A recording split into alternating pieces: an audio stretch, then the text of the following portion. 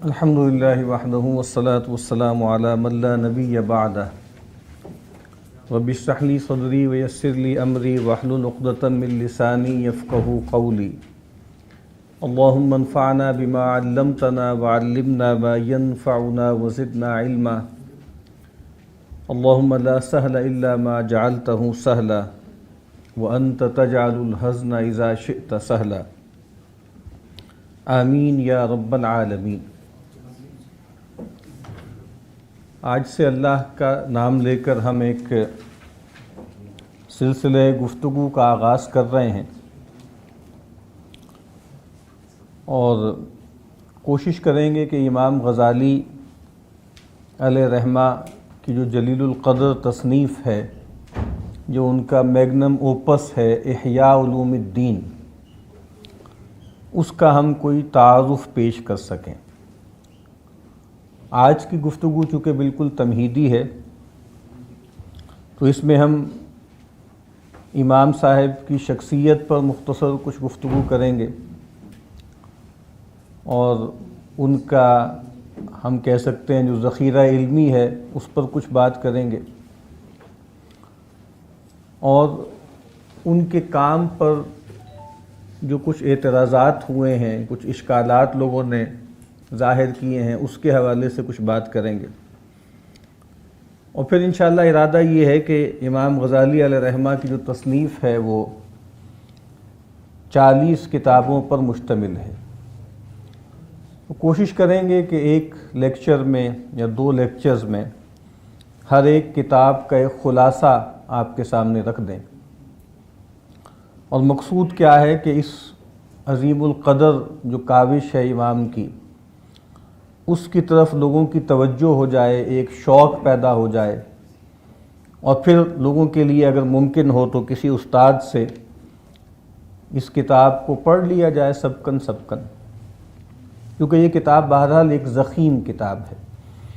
اور اس پر محاورے کے مطابق گویا ہاتھ ڈالنا بھی آسان کام نہیں ہے۔ اور میں نے یہ بات کہہ دی تھی کہیں پر کہ ہم یہ کام کریں گے انشاءاللہ، لیکن اس کے بعد پھر جب میں نے غور کیا تو مجھے ایسا احساس ہوا کہ شاید یہ ممکن نہیں ہے، چونکہ ایک جگہ پر احیاء علوم الدین کی جو پہلی کتاب ہے کتاب العلم، اس کا ہم سلسلہ وار مطالعہ کر رہے ہیں، گویا سبقاً پڑھنے کی کوشش کر رہے ہیں۔ کل ہی میں عرض کر رہا تھا ایک کلاس میں کہ اس کتاب کا کوئی حصہ بھرتی کا نہیں ہے، یعنی عام طور پر یہ ہوتا ہے کہ جدید دور میں بھی پہلے بھی ایسی کتابیں لکھی جاتی ہیں کہ جن میں جو سبسٹنس ہوتا ہے واقعی وہ بھی ہوتا ہے یقیناً، لیکن ایک حصہ رفج کا ہوتا ہے، بھرتی جس کو ہم بولتے ہیں وہ ہوتا ہے۔ لیکن کم از کم کتاب العلم پڑھتے ہوئے بار بار یہ احساس ہوتا ہے کہ یہ کتاب تقریباً ظاہری بات ہے ہم کہہ سکتے ہیں لگ بھگ 1000 برس پہلے، تھوڑا سا کم 950 برس لگا لیں، یہ کتاب تصنیف کی گئی، لیکن آج بھی یہ بہت ریلیونٹ ہے۔ اور چونکہ یہ بات ہمیں معلوم ہونی چاہیے کہ جو بڑی کتابیں ہوتی ہیں یا جو بڑا ڈسکورس ہوتا ہے، اس کے موضوعات ایک خاص معنوں میں ہم کہہ سکتے ہیں کہ زمان و مکان کو ٹرانسینڈ کر جاتے ہیں۔ اس کا سبب یہ ہے کہ ان کے سوالات جو ہوتے ہیں یا جن موضوعات کو بڑی کتابیں ٹیکل کرتی ہیں، وہ سوالات یا وہ موضوعات جو ہیں وہ تقدیری نوعیت کے ہوتے ہیں یا وجودی نوعیت کے ہوتے ہیں۔ میں فلسفے کا ایک طالب علم ہوں، تو افلاطون کی بہت سی تھیریز جو ہیں وہ فالسیفائی ہو چکی ہیں، وہ رد ہو چکی ہیں۔ اس نے خاص طور پر جو فزیکل سائنسز ہیں اس کے بارے میں جو کچھ اس نے کہا، اس کے شاگرد ارسطو نے کہا، ان میں سے بہت سی باتیں اب نہیں کوئی مانتا۔ لیکن افلاطون بڑا کیوں ہے؟ اس وجہ سے بڑا ہے کہ جن موضوعات پر اس نے کلام کیا، جو سوالات اس نے اٹھائے، وہ سوالات بڑے ہیں۔ اور ایک مشہور امریکن فلسفی ہے وائٹ ہیڈ، اس کا ایک جملہ جو ہے وہ بہت معروف ہے فلسفے کے حلقوں میں کہ جو ہسٹری آف ویسٹرن فلسفی ہے اس نے کہا کہ یہ کچھ بھی نہیں ہے، بس اس کی حیثیت جو ہے وہ پلیٹو پر فٹ نوٹس کی ہے، یعنی حاشیے ہیں گویا اس کے بعد جو لوگ لکھ رہے ہیں۔ تو اس وجہ سے میں عرض کر رہا تھا کہ وہ کتاب اس کی اہمیت بھی بہت زیادہ ہے، اور بہرحال میری تو ہمت ٹوٹ سی گئی تھی یہ دیکھ کر کہ کیا اس کا کوئی خلاصہ ممکن ہے۔ بہرحال کوشش کریں گے، کوشش کر کے دیکھتے ہیں کہ اگر ہم سے کچھ بات بن پڑے۔ جیسے میں نے عرض کیا کہ آج ہم تھوڑی سی بات امام صاحب پر کرتے ہیں، ان کی کتاب کا کچھ تعارف کرنے کی کوشش کرتے ہیں۔ دیکھیے، تمہید کے طور پر ایک بات ہمیں سمجھنی چاہیے، اور وہ کیا ہے کہ افراد کے بارے میں گفتگو جب ہم کرتے ہیں، اور خاص طور پہ وہ افراد کے جو بڑے لوگ ہیں جن کو ہم اساتین کہتے ہیں، تو کسی بھی عام انسان کے بارے میں بھی گفتگو کرتے ہوئے احتیاط برتنی چاہیے، لیکن وہ لوگ کے جو بڑے لوگ ہوں اور جن کا مرتبہ، جن کا پایہ بہت بڑے بڑے لوگوں نے تسلیم کیا ہو،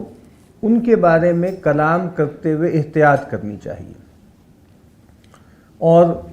یہ ہم دیکھتے ہیں، تاریخ اسلام میں دیکھ لیں یا اور باقی تاریخ مذاہب میں دیکھ لیں،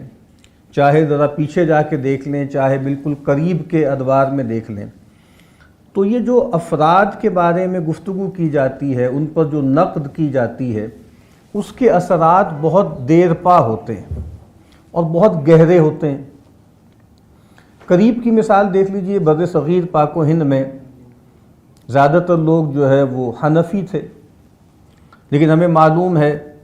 کہ پھر کچھ افراد کے درمیان کچھ موضوعات پر اختلافات پیدا ہوئے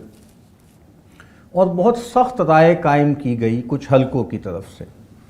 اور ایک بڑے عالم نے کچھ دوسرے گروہ کے 4 بڑے اکابرین کی گویا تکفیر کر دی کچھ موضوعات کو بنیاد بنا کر، اور ہم دیکھتے ہیں کہ اس کی بنیاد پر پھر دل پھٹ گئے اور پھر دل جڑ نہیں پاتے۔ یعنی اور میں جو گفتگو کر رہا ہوں یہ کوئی ایبسٹریکٹ گفتگو تو نہیں ہے، یعنی بر صغیر میں جو آپ کو معلوم ہے جو دیوبندی اور بریلوی کی تفریق ہے، یہ تفریق کوئی بہت پرانی تھوڑا ہی ہے، اور یہ سب لوگ ظاہری بات ہے کہ آپ سمجھ لیجئے کہ فقہی اعتبار سے امام ابو حنیفہ علیہ رحمہ کے مقلد ہیں، اور اگر آپ کلام کی بات کریں تو اشعری اور ماتریدی کا ایک بلینڈ ہے جو پایا جاتا ہے بر صغیر میں، اور یہ جو دونوں گروہ ہیں دیوبندی اور بریلوی جن کو ہم کہتے ہیں، جو سلاسل تصوف ہیں مشہور معروف، قادری، چشتی، سہروردی اور نقشبندی۔ سہروردی تو بر صغیر میں کم ہیں، لیکن زیادہ تر جو ہیں قادری بھی ہیں، چشتی بھی ہیں اور نقشبندی بھی ہیں۔ تو بریلوی حضرات میں بھی یہ سارے گروہ پائے جاتے ہیں، دیوبندیوں میں بھی پائے جاتے ہیں، ٹھیک ہے۔ تو مسئلہ کیا ہوا؟ مسئلہ یہی ہوا کہ کچھ لوگوں کے بارے میں رائے دینے میں بہت سختی کا معاملہ کیا گیا۔ اور ایک مثال دیکھ لیجئے، مولانا سید ابو الاعلیٰ صاحب مودودی علیہ رحمہ بڑے آدمی تھے، ان کی بڑی خدمات ہیں، غیر معمولی ہیں۔ انہوں نے پھر یہ معاملہ ہوا کہ کچھ انبیاء کے بارے میں، کچھ صحابہ کے بارے میں کچھ گفتگو کرتے ہوئے ان کے قلم میں کچھ شوخی پیدا ہو گئی، کچھ سختی پیدا ہو گئی، اس سے کچھ مسائل پیدا ہوئے۔ اس کی بنیاد پر روایتی جو ہمارے علماء ہیں انہوں نے ان پر بہت سخت تنقید کی، اور وہ کتابیں موجود ہیں، وہ لٹریچر بھی اویلیبل ہے، لیکن ہم دیکھتے ہیں کہ اس کی وجہ سے ایک بڑی سخت دراڑ پڑ جاتی ہے، اور آپ کو ایسا لگتا ہے کہ جیسے لوگ پولیٹیکل الائنسز میں مل کے بھی بیٹھتے ہیں، اکٹھے بھی چلتے ہیں، لیکن کبھی قریب بیٹھیے دونوں طرف کے بڑے لوگوں کے پاس بھی تو ایسے لگتا ہے کہ جیسے دل پھٹے ہوئے ہیں۔ میں یہ آپ کو مثالیں دے کر کیا سمجھانا چاہ رہا ہوں؟ یہ سمجھانا چاہ رہا ہوں کہ لوگوں کے بارے میں، اشخاص کے بارے میں ججمنٹ دینے میں احتیاط کرنی چاہیے، اور خاص طور پہ وہ لوگ کہ جو عالم ہیں۔ علماء کے بارے میں نبی اکرم صلی اللہ علیہ وسلم نے فرمایا نا کہ ان العلماء ورثۃ الانبیاء، کہ جو علماء ہیں وہ انبیاء کے وارث ہیں، اور نبی اکرم صلی اللہ علیہ وسلم نے فرمایا کہ ان الانبیاء لم یورثوا دینارا ولا درہما، انبیاء درہم و دینار ترکے میں نہیں چھوڑتے، انما ورثوا العلم، ان کا جو ترکہ ہے نا وہ العلم ہوتا ہے. فمن اخذہ، جس نے اس علم میں سے حصہ پا لیا، اخذ بحظ وافر، تو اس نے گویا انبیاء کی میراث میں سے، ترکے میں سے ایک وافر حصہ پا لیا. اور جیسے کہ ہمیں معلوم ہے کہ میں نے عرض کیا کہ ہر مومن ایک معنوں میں اللہ کا ولی ہے. امام طحاوی علیہ رحمہ، ان کا جو مشہور ٹیکسٹ ہے عقیدے میں، العقیدۃ الطحاویہ جس کو بولتے ہیں، اس میں وہ ایک جملہ لکھتے ہیں کہ المؤمنون کلہم اولیاء الرحمن، تمام مومنین سارے کے سارے اولیاء الرحمن ہیں، رحمان کے ولی ہیں. تو ایک خاص معنوں میں تو ہر مومن گویا پوٹینشلی ولی اللہ ہوتا ہے، ولی الرحمن ہوتا ہے. لیکن خاص طور پہ وہ لوگ کہ جو عالم ہوں تو ان کے بارے میں تو اور احتیاط کرنی چاہیے. اور صحیح حدیث ہے، اور اربعین نووی میں بھی ہے، صحیح بخاری میں بھی اور کتابوں میں بھی ہے کہ من عاد لی ولیا فقد آذنتہ بالحرب. اللہ کے نبی صلی اللہ علیہ وسلم فرماتے ہیں کہ اللہ تعالیٰ فرماتے ہیں، یعنی یہ حدیث قدسی ہے کہ من عاد لی ولیا، جو میرے کسی ولی سے دشمنی رکھے، فقد آذنتہ بالحرب، تو میرا اس سے اعلان جنگ ہے. یہ چیز بھی ڈرانے والی ہوتی ہے. پھر علامہ ابن عساکر علیہ رحمہ ایک بہت مشہور مورخ ہیں، ان کی تاریخ ابن عساکر بہت معروف ہے. اس میں وہ ایک جملہ نقل کرتے ہیں جو گویا ضرب المثل بن چکا ہے علماء کے حلقوں میں. وہ جملہ کیا ہے؟ وہ فرماتے ہیں کہ لحوم العلماء مسمومتن، کہ علماء کے جو گوشت ہوتے ہیں نا وہ زہر آلود ہوتے ہیں، پوائزنس ہوتے ہیں. یہ بڑا عجیب سا جملہ ہے، اور اصل میں اس میں بیچ میں آپ سمجھ لیجئے کہ اشارہ کس چیز کی طرف ہے؟ وہ جو غیبت کا تصور ہے نا. خود قرآن مجید نے سورہ حجرات میں فرمایا کہ وَلَا يَغْتَبْ بَعْضُكُمْ بَعْضًا، تم میں سے بعض کی غیبت نہ کریں. أَيُحِبُّ أَحَدُكُمْ أَن يَأْكُلَ لَحْمَ أَخِيهِ مَيْتًا فَكَرِهْتُمُوهُ، کیا تم میں سے کوئی شخص یہ پسند کرتا ہے کہ وہ اپنے مرے ہوئے بھائی کا گوشت کھائے؟ تو اس بات کو تو تم بہت ہی ناپسند کرتے ہو. تو گویا غیبت کرنا کیا ہے؟ غیبت کرنا اپنے مرے ہوئے بھائی کا، اپنے مردہ بھائی کا گوشت کھانا ہے. تو کتنا خوبصورت جملہ ہے. کہا کہ بھائی ہر کسی بھی مومن کا گوشت کھانا بہت بڑا گناہ ہے، یعنی غیبت بہت بڑا گناہ ہے، کبیرہ گناہ ہے. لیکن کہا کہ علماء کی غیبت کرنا یہ تو گویا فیٹل ہے، یہ تو انسان کی گویا جان لے لے گا. یعنی اگر آپ علماء کی غیبتیں ہر وقت کرتے پھریں گے تو گویا ڈر یہ ہے کہ کہیں آپ کی جان ہی نہ چلی جائے. تو ان کا جو گوشت ہوتا ہے نا وہ زہر آلود ہوتا ہے. اس لحاظ سے بھی ہمیں احتیاط کرنی چاہیے. یہ ایک الگ بحث ہے کہ اس امت میں چونکہ یہ بات مانتے ہیں اہل سنت والجماعہ، ان کے ہاں تصور یہ ہے کہ عصمت خاصہ نبوت ہے. کیا مطلب ہے اس کا؟ کہ جو نبی ہوتا ہے وہ معصوم ہوتا ہے، اللہ تعالیٰ اس کو بچا لیتے ہیں گناہوں سے، اس کی ایگزیکیوشن سے. تو نبی اکرم صلی اللہ علیہ وسلم خاتم النبیین بھی ہیں اور خاتم المعصومین بھی ہیں. اہل تشیع کے ہاں ہمیں معلوم ہے ان کے ہاں ائمہ کا سلسلہ جاری ہے، اور ائمہ وہ معصوم کہتے ہیں، ہمارے ائمہ معصومین. لیکن اہل سنت کے ہاں معاملہ یہ نہیں ہے. تو اب گویا کوئی امام معصوم نہیں ہے. نبی اکرم صلی اللہ علیہ وسلم کے بعد اہل سنت کا تقریباً اجماع ہے اس پر. اور یہ آپ کو معلوم ہے کہ عام طور پہ خطبہ جمعہ میں بھی جب صحابہ کرام کا، خلفائے راشدین کا تذکرہ ہوتا ہے تو یہ بات کہی جاتی ہے کہ افضل البشر بعد الانبیاء بالتحقیق ابو بکر الصدیق،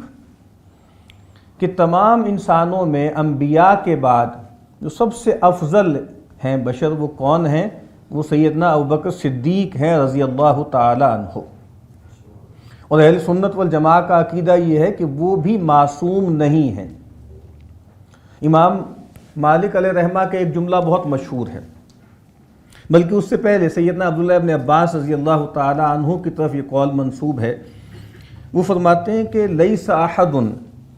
بعد النبی صلی اللہ علیہ وسلم، کہ نبی اکرم صلی اللہ علیہ وسلم کے بعد کوئی شخص نہیں ہے الا یؤخذ من قولہ ویترک، مگر یہ کہ اس کی باتوں میں سے کچھ باتیں قبول کی جائیں گی، کچھ باتیں رد کی جائیں گی۔ اور ایگزمپشن کیا ہے؟ ایگزمپشن پیغمبر ہی کا ہے نا، یعنی پیغمبر کے بعد تو اب صورتحال کیا ہے کہ کچھ باتیں لیں گے، کچھ نہیں لیں گے۔ امام مالک علیہ رحمہ کا یہ جملہ بھی بہت معروف ہے علم کی روایت میں۔ وہ آپ کو معلوم ہے کہ مسجد نبوی میں معاجہ شریف کے سامنے بیٹھ کر حدیث کا درس دیا کرتے تھے، اور بار بار درمیان میں وہ یہ بات دہرایا کرتے تھے کہ کل یؤخذ و یرد، ہر شخص کی میں سے کچھ باتیں قبول کی جائیں گی، کچھ باتیں رد کی جائیں گی، الا صاحب ھذا القبر، نبی اکرم صلی اللہ علیہ وسلم کے مبارک روضے کی طرف اشارہ کر کے فرماتے سوائے اس قبر والے صلی اللہ علیہ وسلم، ان کی تو ہر بات سر آنکھوں پر ہے، ان کی تو اطاعت غیر مشروط ہے۔ اور کتنی غیر مشروط ہے، کیا صورتحال ہے کہ فلا وربک لا یؤمنون، بس نہیں، ہرگز نہیں، اور آپ کے رب کی قسم ہے یہ مومن نہیں ہو سکتے، حتی یحکموک فیما شجر بینہم، یہاں تک کہ اے نبی یہ آپ کو ہر اس معاملے میں حکم نہ مان لیں، پنچ نہ مان لیں جس میں ان کا اختلاف ہو۔ اور یہیں تک نہیں ہے بات کہ ٹھیک ہے پرائما فیشی آپ مان لیں، بادی النظر میں ایسے لگے کہ آپ نے بات قبول کر لی ہے، اتنا کافی نہیں ہے۔ اور پھر کہا کہ ثم لا یجدوا فی انفسہم حرجا مما قضیت،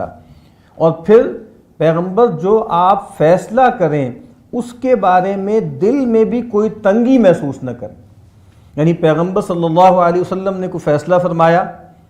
مان لیا آپ نے، لیکن خیال یہ آیا کہ بھئی اس سے بہتر فیصلہ ہو سکتا تھا،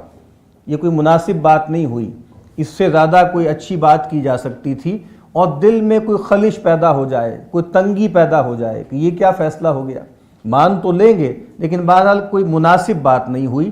تو قرآن مجید کہتا ہے کہ بھئی ان کے ایمان کی نفی ہے، یہ ایمان نہیں رکھتے۔ تو نبی اکرم صلی اللہ علیہ وسلم کے حوالے سے جس طرح میں نے عرض کیا وہاں تک تو یہ بات ٹھیک ہے، لیکن اس کے بعد جو بھی افراد ہوں گے ان کے اندر خوبیاں ہوں گی اور کچھ کمزوریاں بھی ہوں گی۔ تو اس لحاظ سے چاہے امام غزالی ہو یا کوئی بھی ہمارے جو بڑے ہیں، ان کے حوالے سے جب بھی گفتگو کی جائے گی اور جن لوگوں نے ان پر کوئی نقد بھی کی ہے تو اس کے بارے میں بھی یہی حسن ظن رکھنا چاہیے نا کہ وہ بھی حمیت دین ہی میں کی گئی ہے۔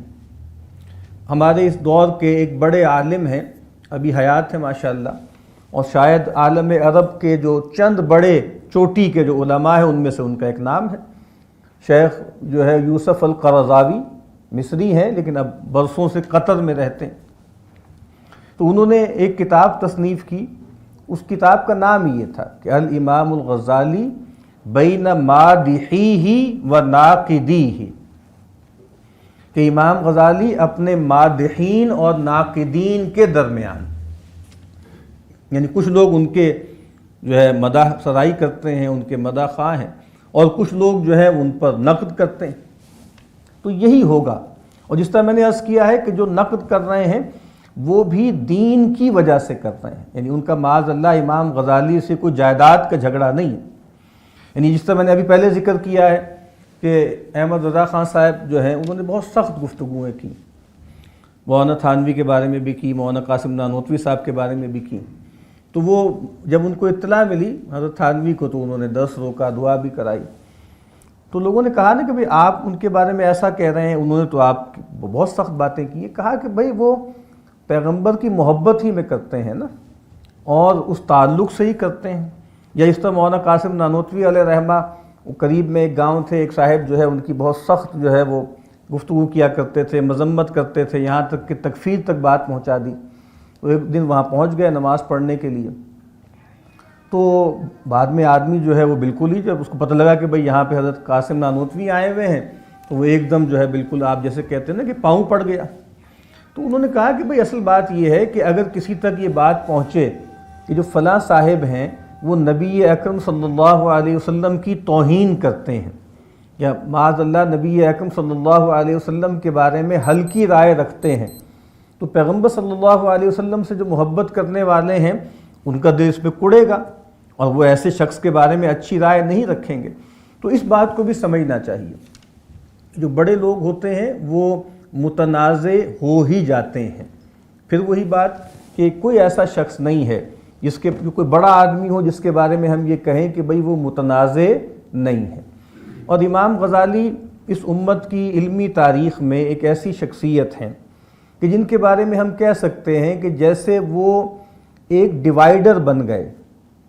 کہ ان سے پہلے جو علم کی تاریخ تھی ان کے بعد جو علم کی تاریخ تھی وہ بدل گئی۔ جیسے کچھ لوگ ہوتے ہیں، بڑے لوگ ہوتے ہیں، فلسفے کی تاریخ میں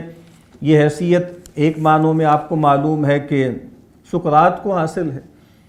تو ما قبل سقراط ایک فلسفہ ہے، ما بعد سقراط ایک فلسفہ ہے۔ پھر اس کے بعد جدید دور میں آتے ہیں تو رینے دیکارت کو یہ حیثیت حاصل ہے کہ دیکارت سے پہلے فلسفے کا ایک فیز ہے، اس کے بعد فلسفے کا ایک اور فیز ہے۔ تو یہ لوگ بہت بڑے لوگ ہوتے ہیں جن کے بارے میں ہم یہ کہہ سکیں کہ جیسے وہ ایک ان کا ہونا ایک واٹر شیڈ موومنٹ ہے، اور ان سے پہلے تاریخ ایک ہوتی ہے، ان کے بعد تاریخ دوسری ہوتی ہے۔ تو یہ میں نے چند باتیں آپ کے سامنے رکھی عمومی طور پر کہ شخصیات کے بارے میں گفتگو کرتے ہوئے ہمیں احتیاط ملحوظ رکھنی چاہیے۔ اب چند باتیں سوانحی نوعیت کی، بلکہ میں اس کو زیادہ بڑھاؤں گا نہیں چونکہ یہ باتیں عام مل جاتی ہیں۔ تو امام غزالی یا غزالی یہ دو پروننسیشن ہیں، میں ابھی عرض کرتا ہوں نام ان کا جو ہے وہ محمد محمد بن احمد یہ ان کا نام ہے، ابو حامد ان کی کنیت ہے، اور یہ شافعی تھے فقہی اعتبار سے، اور ان کے کچھ القابات بھی ہیں، جیسے پرانے لوگوں کے ہاں القابات ہوتے ہیں، تو ایک ان کا لقب جو ہے وہ زین الدین ہے، یعنی دین کی زینت۔ ایک اور جو ان کا لقب بہت معروف ہے وہ حجت الاسلام ہے، کہ یہ گویا اسلام کی حجت ہے، یعنی کچھ شخصیتیں ایسی ہوتی ہیں جو بجائے خود کسی روایت کی حقانیت کی دلیل بن جاتی ہیں، تو اسلام کے لیے گویا سراپا حجت امام غزالی علیہ رحمہ کو کہا گیا۔ اور جیسے میں نے عرض کیا گیا دو طرح سے اس کو پڑھتے ہیں، تشدید کے ساتھ بھی پڑھتے ہیں غزالی، اور بغیر اس کے بھی پڑھتے ہیں غزالی۔ اگر بغیر تشدید کے پڑھیں غزالی تو طوس کے قریب جو قریہ تھا جہاں امام صاحب کی پیدائش ہوئی اس کے بارے میں کہا جاتا ہے کہ اس کا نام غزالہ تھا، تو یہ گویا ایک مکان کی نسبت ہے غزالی۔ اور دوسرا یہ ہے کہ امام غزالی جو ہیں ان کے جو والد تھے وہ غزال تھے، یعنی وہ سوت کاٹتے تھے، یہ ان کا پیشہ تھا، تو اس وجہ سے گویا اس نسبت سے اپنے والد صاحب کا جو آپ کہہ لیں جو کسب تھا، جو ان کا پیشہ تھا، اس مناسبت سے ان کو غزالی کہا گیا۔ تو زیادہ تر لوگوں نے اس کو ترجیح دی ہے کہ ان کا جو صحیح نام ہے وہ کیا ہے، وہ غزالی ہے، غزالی نہیں۔ ان کے بارے میں جیسے ایک جملہ کہا جاتا ہے، اور پہلے بھی آج بھی کچھ لوگوں کے بارے میں کہا جاتا ہے کہ ہوا رجل موسوعی، کہ وہ ایک موسوعی علم رکھنے والے آدمی ہیں، یا اردو میں کہا جاتا ہے کہ فلاں صاحب جو ہیں وہ قاموسی علم رکھتے ہیں یا انسائکلوپیڈک نالج رکھتے ہیں۔ اور ہمارے جو پرانے لوگ تھے ان میں یہ جامعیت تھی کہ ان کے ہاں بہت سے علوم جو ہیں وہ جمع ہو جاتے تھے۔ یہ بات کہی جاتی ہے اور ٹھیک کہی جاتی ہے کہ دیکھیے پہلے زمانے میں یہ ہوتا تھا کہ دینی علوم یا دینی مفادات جو انسان کے ہوتے ہیں، انسان کے یا ہر بندہ مومن کے دینی مفادات کئی ہوتے ہیں، یعنی ایک مفاد اس کا علمی ہوتا ہے، ایک مفاد اس کا اخلاقی ہوتا ہے، ایک مفاد اس کا عقلی ہوتا ہے، ایک مفاد اس کا جمالیاتی ہوتا ہے، ایک انفرادی ہوتا ہے، ایک اجتماعی ہوتا ہے۔ تو پہلے ایسا ہوتا تھا کہ ایسی جامع صفات شخصیات ہوتی تھیں کہ ایک آدمی کی دینی ضرورتیں گویا ایک جگہ سے ہی پوری ہو جاتی تھی من جملہ، اگرچہ وہاں پر بھی تخصص ہوتا تھا لیکن کافی زیادہ ضرورتیں ایک ایک دو دو لوگ پوری کر دیتے تھے۔ تو گویا دین کے لیے جس کو ہم آج بولتے ہیں جدید زبان میں کہ جیسے ون ونڈو آپریشن بھی ممکن تھا، لیکن دنیا کے لیے گھومنا پڑتا تھا، دکان دکان، یہاں جا رہے ہیں وہاں جا رہے ہیں، یہاں سے یہ چیز وہاں سے وہ چیز۔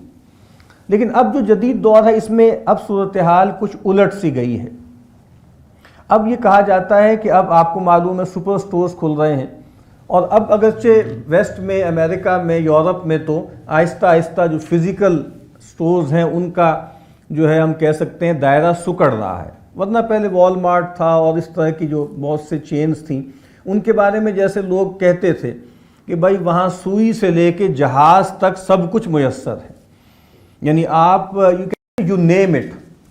یا آپ کچھ سوچیں کہ یار فلاں چیز مجھے چاہیے تو وہ آپ کو اس کے کسی نہ کسی فلور پر کہیں نہ کہیں مل جائے گی۔ اب اگرچہ ظاہری بات ہے دنیا کا سب سے بڑا جو سٹور ہے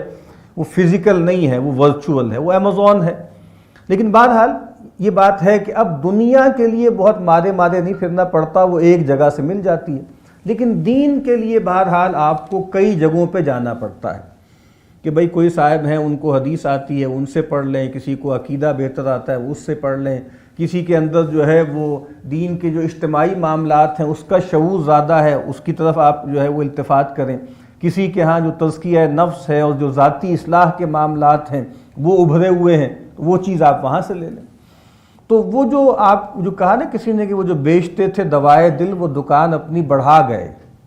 تو وہ لوگ لگتا ہے کہ دکان اپنی بڑھا گئے، اب لگتا ہے کہ کئی جگہوں پہ جانا پڑتا ہے۔ لیکن بہرحال ایسے لوگ رہے ہیں، پہلے بھی رہے ہیں، قریب کے زمانے میں بھی رہے ہیں، جن کے بارے میں یہ کہا جاتا ہے کہ وہ بہت جامع صفات جو ہیں وہ لوگ تھے۔ تو امام کے بارے میں ہم کہہ سکتے ہیں کہ انہوں نے جس علم میں بھی اشتغال رکھا اس کو گویا ماسٹر کیا۔ کچھ چیزیں ان کے ہاں کمزور تھیں، وہ نہیں پائی گئیں، مطلب تفسیر میں اس طریقے سے امام صاحب نے اشتغال نہیں رکھا۔ حدیث کے حوالے سے ہم الگ سے بھی گفتگو کریں گے، چونکہ ان پر جو ایک بڑا الزام ہے وہ علم حدیث ہی کے حوالے سے، اور میں چونکہ علم الحدیث کا بھی ایک طالب علم ہوں، اس لحاظ سے اس پر میں تھوڑی تفصیل سے بات عرض کروں گا۔ لیکن اس کے علاوہ جس فیلڈ میں بھی وہ گئے اس میں انہوں نے مہارت پیدا کی۔ منطق ایک علم تھا، اس میں غیر معمولی جو ہے مہارت بہم پہنچائی۔ فلسفہ اس زمانے کا وہ پڑھا، وہ سیکھا اور اس کے بارے میں لکھا، اور پھر اپنے زمانے کے اعتبار سے جو فلاسفہ کے افکار تھے، جو نظریات تھے، ان میں جو دینی اعتبار سے خرابیاں تھیں اس کی بہت سخت کرٹیک کی۔ پھر اصول الفقہ پر کام کیا اور اصول الفقہ میں بڑی غیر معمولی جو ہے وہ مہارت پہنچائی، اور پھر جس کو ہم کہتے ہیں علم تزکیۃ النفس یا علم الاخلاق، یا جس کا ایک عنوان علم التصوف بھی ہے، اس میں غیر معمولی مہارت انہوں نے بہم پہنچائی۔ تو اس لحاظ سے امام صاحب کا بڑا مرتبہ ہے۔ میں بس چند کتابیں آپ کے سامنے عرض کر دیتا ہوں کہ ہر ڈسپلن میں انہوں نے بڑی کتابیں تصنیف کی۔ فقہ میں ان کی کتاب جو ہے، چونکہ امام جو تھے وہ شافعی تھے تو فقہ شافعی میں ان کا بڑا مقام ہے۔ کچھ لوگ تو ان کو شافعی ثانی بھی کہتے ہیں، جیسے ایک بڑا آدمی پیدا ہوتا ہے جو کسی روایت کا احیاء کر دیتا ہے۔ اور عمومی طور پر بھی آپ کو معلوم ہے امام جلال الدین سیوطی علیہ رحمہ نے ایک رسالہ لکھا تھا جس میں انہوں نے، اور وہ نظم میں تھا، شعر میں تھا، کہ جس میں انہوں نے بتانے کی کوشش کی تھی اپنی طرف سے کہ ہر صدی کا مجدد کون ہے۔ اور یہ بھی آپ کو معلوم ہے کہ یہ ایک تصور ہے، اور صحیح حدیث سے یہ تصور پیدا ہوا ہے کہ نبی اکرم صلی اللہ علیہ وسلم نے فرمایا کہ ان اللہ یبعث لہذہ الامہ علی رأس مئۃ کل سنہ، کہ اللہ تعالیٰ رأس کل مئۃ سنہ، کہ اللہ تعالیٰ اس امت کے لیے ہر صدی کے سرے پر ایسے لوگ اٹھاتے رہیں گے من یجدد لہا دینہا، جو اس کے لیے، اس امت کے لیے اس کے دین کی تجدید کرتے رہیں گے۔ تو مثال کے طور پہ لوگوں نے کہا کہ پہلی صدی ہجری کے مجدد جو ہیں وہ عمر بن عبدالعزیز ہیں، دوسری صدی کے امام شافعی ہیں، اور پھر اس کے بعد آگے چلتا ہے۔ تو بہت سے علماء نے لکھی ہے یہ بات کہ 5ویں صدی ہجری کے جو مجدد تھے وہ امام غزالی تھے علیہ رحمہ۔ تو میں کر رہا تھا کہ بھئی میں بس صرف چند کتابوں کے نام ہر فیلڈ کے گن دیتا ہوں جو انہوں نے تصنیف کی ہیں۔ فقہ میں جو ہے بسیط کے نام سے ایک کتاب ہے، ایک وسیط کے نام سے ہے، ایک وجیز کے نام سے ہے۔ اچھا، یہ بھی ایک ٹرینڈ تھا، یہ حدیث میں بھی ایسا ہے۔ امام طبرانی علیہ رحمہ ان کی ایک موجم جو ہے وہ صغیر ہے، ایک موجم الاوسط ہے، ایک موجم الکبیر ہے۔ یہ بھی میں نے اس طرح عرض کیا نا کہ مختلف علوم میں یہ رہا ہے کہ علماء نے ایک کتاب بالکل بیسک لکھی پرائمر نوعیت کی، ایک لکھی ذرا درمیانی نوعیت کی، اور ایک بہت ضخیم۔ تو یہاں امام صاحب نے بھی فقہ شافعی میں 3 کتابیں تصنیف کی، وجیز، وسیط اور پھر بسیط۔ بسیط کا مطلب ہوتا ہے تفصیل سے کلام کرنا۔ پھر اسی طریقے سے اصول الفقہ بہت بڑا علم ہے، اس میں المنخول کے نام سے کتاب لکھی، اور پھر ایک اور کتاب جو بے نظیر کتاب ہے علم اصول الفقہ میں، المستصفیٰ کے نام سے، وہ معروف کتاب ہے، آج بھی ایک نمائندہ کتاب ہے۔ اسی طرح فلسفہ کلام اور منطق میں، فلسفے میں مقاصد جو ہے وہ فلاسفہ لکھی، پھر اس کے بعد تحافت الفلاسفہ لکھی، پھر اس کے بعد ایک کتاب انہوں نے ایسی لکھی جس کے بارے میں ہم کہہ سکتے ہیں کہ جیسے وہ ژانرا انہوں نے ہی ایجاد کیا، اور لوگوں نے بھی لکھا ہوگا لیکن بہرحال وہ غیر معمولی کتاب ہے۔ ایک لحاظ سے ہم کہہ سکتے ہیں علمی سوانح، علمی سوانح، یعنی ایک آپ کہہ لیں کہ ایک آدمی کی انٹلیکچول جو آٹو بایوگرافی ہے وہ امام نے لکھی، المنقذ من الضلال کے نام سے۔ امام صاحب نے بتایا کہ میں زندگی میں کتنے مراحل سے گزرا ہوں، اور اس میں فوکس کیا ہے، ذاتی زندگی نہیں ہے، اور یہ بھی نہیں ہے کہ احوال یہاں گیا وہاں گیا، ایسا نہیں ہے، بلکہ کیا ہے کہ میں نے علم کے رستے پر قدم قدم چلتے ہوئے میں کہاں تک پہنچا، کن کن علوم میں نے جو ہے وہ کوئی درک پیدا کیا، کوئی کمال حاصل کیا، پھر اس کے بعد میں اگلی طرف گیا۔ تو المنقذ من الضلال یہ کتاب جو ہے ڈیلیورنس فرام ایرر کے نام سے انگریزی میں بھی ملتی ہے اور ہر زبان میں ترجمہ ہو چکی۔ پھر جو ہے وہ فیصل التفرقہ بین الاسلام و زندقہ، پھر عقائد میں قواعد العقائد کے نام سے کتاب ہے، پھر اسماء حسنہ میں المقصد الاسنیٰ فی شرح اسماء اللہ الحسنیٰ ان کی کتاب ہے، معیار العلم کتاب ہے، محق النظر کتاب ہے، منطق میں قسطاس المستقیم ہے، علم کلام میں الجام العوام عن علم الکلام ہے۔ پھر آپ دیکھیے کہ جس کو ہم بولتے ہیں تصوف کہہ لیجئے یا علم الاخلاق کہہ لیں یا علم تہذیب النفس کہہ لیں، اس میں کیمیاء السعادت ہے جو فارسی کی کتاب ہے، اور کچھ لوگ اس کو اس طرح بھی دیکھتے ہیں کہ احیاء علوم الدین کا خلاصہ سا ہے کیمیاء السعادت، وہ اصل میں فارسی میں لکھی گئی کتاب۔ پھر جو ہے وہ اس میں احیاء علوم الدین سب سے بڑی کتاب ہے جس کا ہم کچھ تعارف پیش کریں گے۔ پھر منہاج العابدین ہے، بدایت الہدایہ ہے، میزان العمل ہے، معراج السالکین ہے۔ پھر ایک بہت خوبصورت رسالہ ہے ایھا الولد کے نام سے، جب ان کے ایک شاگرد نے ان سے فرمائش کی کہ میں آپ کے ساتھ مدتوں رہا، بہت کچھ سیکھا، تو آپ گویا بس کوئی ایک پریسی سی مجھے لکھ دیجئے،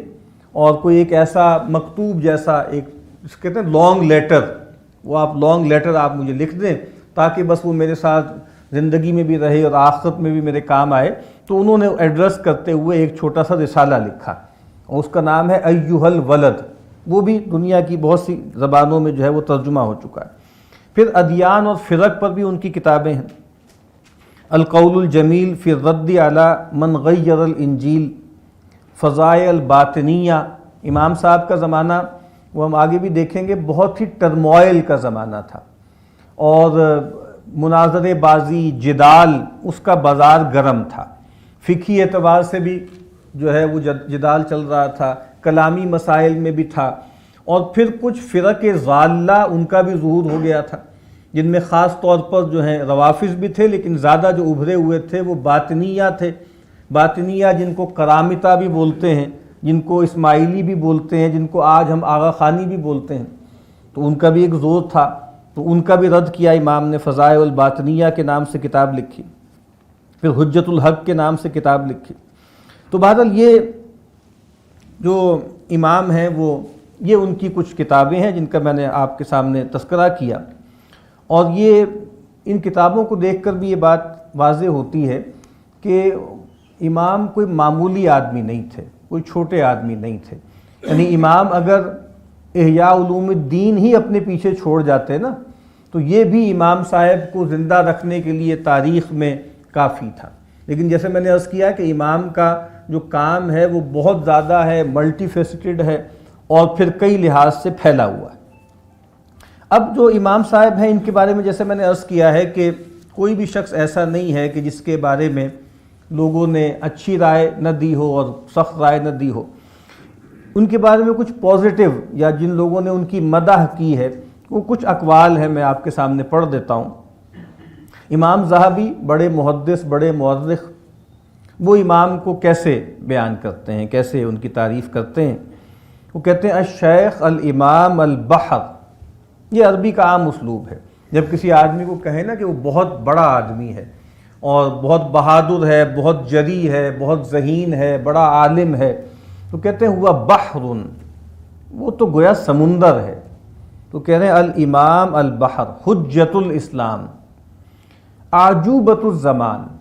یہ اپنے زمانے کا ایک عجوبہ تھے۔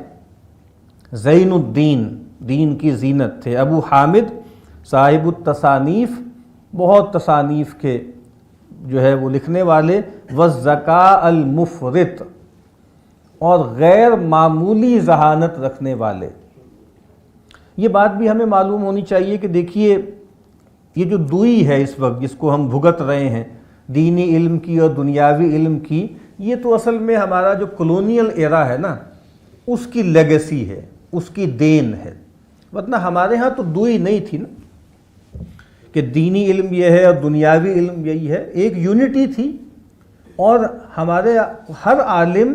اپنے زمانے کا جو بھی علم تھا، جو سکہ رائج الوقت علم تھا، اس کا ماہر تھا۔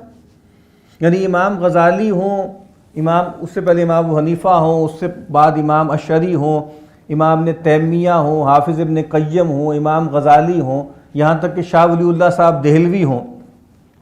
آپ ان لوگوں کو پڑھ لیں تو ان کے زمانے کا جو اعلیٰ ترین ذہانت رکھنے والا آدمی ہے کسی بھی فیلڈ کا، وہ ان سے بے تکلف مکالمہ کر سکتے تھے، کسی احساس کمتری کا شکار نہیں تھے۔ لیکن اب یہ جو دو لختی ہم بھگت رہے ہیں یہ بہت خطرناک ہے، اور اب صورتحال یہ ہو گئی ہے کہ جن کو ہم کہتے ہیں کہ پڑھے لکھے لوگ، سو کالڈ پڑھے لکھے لوگ، انٹلیکچوئلز ہیں، جس کے اندر ایکیڈیمیشنز بھی ہیں، جس کے اندر آپ کے صحافی بھی ہیں، جس کے اندر ہمارے ٹی وی کے اینکرز بھی ہیں، جس کے اندر ہمارے ہاں کالم لکھنے والے لوگ بھی ہیں، دانشور ہیں، پھر خاص طور پہ ادیب شاعر ٹائپ لوگ، ان لوگوں کو اپنے بارے میں بڑا زعم ہوتا ہے کہ ہمارا لفظ سے بڑا گہرا تعلق ہے، ہمارا شعور بہت بلند ہے۔ تو وہ بدقسمتی یہ ہے کہ وہ دین کے جو عالم ہیں ان کو خاطر میں نہیں لاتے، اور ایک عام تصور ہے کہ ان کو کیا معلوم، یہ غریب مولوی ہیں، ان کو کیا پتہ، ان کو کیا سمجھ، ہم ان سے کیا مکالمہ کریں۔ تو بہرحال میں توجہ یہ دلا رہا ہوں کہ امام صاحب یا ہمارے جو پرانے لوگ تھے وہ ایسے نہیں تھے، وہ اپنے زمانے کا جو بھی ہائیسٹ انٹلیکچوئل لیول ہو سکتا ہے اس پر لوگوں کو فیس بھی کرتے تھے، ان سے گفتگو بھی کرتے تھے۔ حافظ ابن کثیر علیہ رحمہ، وہ جو حافظ ابن قیم کے شاگردوں میں سے ہیں، وہ کہتے ہیں کہ برا فی علوم کثیرہ، انہوں نے بہت سے علوم میں بڑی مہارت بہم پہنچائی، وَلَهُ مصنفات منتشرہ فی فنون متعددہ، اور ان کی بہت بکھری ہوئی تصنیفات ہیں مختلف فنون میں، جو میں نے ابھی مثالیں بھی دی ہیں نا، اس سے بھی یہ بات واضح ہو جاتی ہے۔ اب آگے حافظ ابن کثیر کیا فرماتے ہیں، فَكَانَ مِنْ أَذْكِيَاءِ الْعَالَمِ فی کل ما یتکلم فی، جو میں نے ابھی بات کی تھی اس کی گواہی ہے حافظ ابن کثیر علیہ رحمہ کی طرف سے، کہ وہ فرماتے ہیں کہ وہ زمانے کے ذہین ترین لوگوں میں سے تھے، اور کہا کہ ہر اس چیز کے بارے میں جس میں انہوں نے کلام کیا اس میں وہ ذہین تھے۔ یعنی کوئی آدمی یہ کہے کہ یہ صاحب جو ہیں یہ ٹھیک ہے، ان کو یہ کام تو آتا ہے، اس میں تو یہ بہت ماہر ہیں، سمجھدار ہیں، لیکن اس میں ان کا خانہ خالی ہے۔ کہا کہ نہیں، جس فیلڈ میں انہوں نے کلام کیا اس میں اپنے زمانے کے ہائیسٹ، جس کو ہم آج بولتے ہیں نا آئی کیو، اپنے زمانے کا ہائیسٹ آئی کیو رکھنے والے یہ صاحب تھے، یہ عالم تھے۔ امام غزالی کے جو شیخ بڑے معروف ہیں، امام الحرمین الجوینی علیہ رحمہ، بہت مشہور جو ہیں، وہ امام الحرمین بھی تھے اور بہت بڑے فقیہ تھے، شافعی۔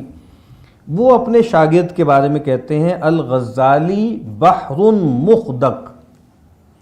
کہ غزالی جو ہیں وہ تو ایک لبالب سمندر ہے، بھرا ہوا سمندر ہے، اور انہوں نے ایک موقع پر گویا ایک گلے کے انداز میں بھی ایک بات کہی. جب امام نے تصنیف کی نا کتاب المنخول اصول الفقہ میں جو کتاب تصنیف کی، تو کہ ان کا فیلڈ اصول الفقہ اور فقہ تھا، تو انہوں نے جیسے ایک جملہ کہا کہ دفنتنی، غزالی تم نے تو مجھے لگتا ہے دفن ہی کر دیا، حلا انتظرت حتی اموت، انتظار کر لیتے کہ میں مر ہی جاتا. یعنی مطلب کیا ہے کہ جیسے ایک شاگرد استاد کی زندگی ہی میں گویا استاد سے بازی لے گیا. آگے غزالی تھوڑا ٹھہر ہی جاتے،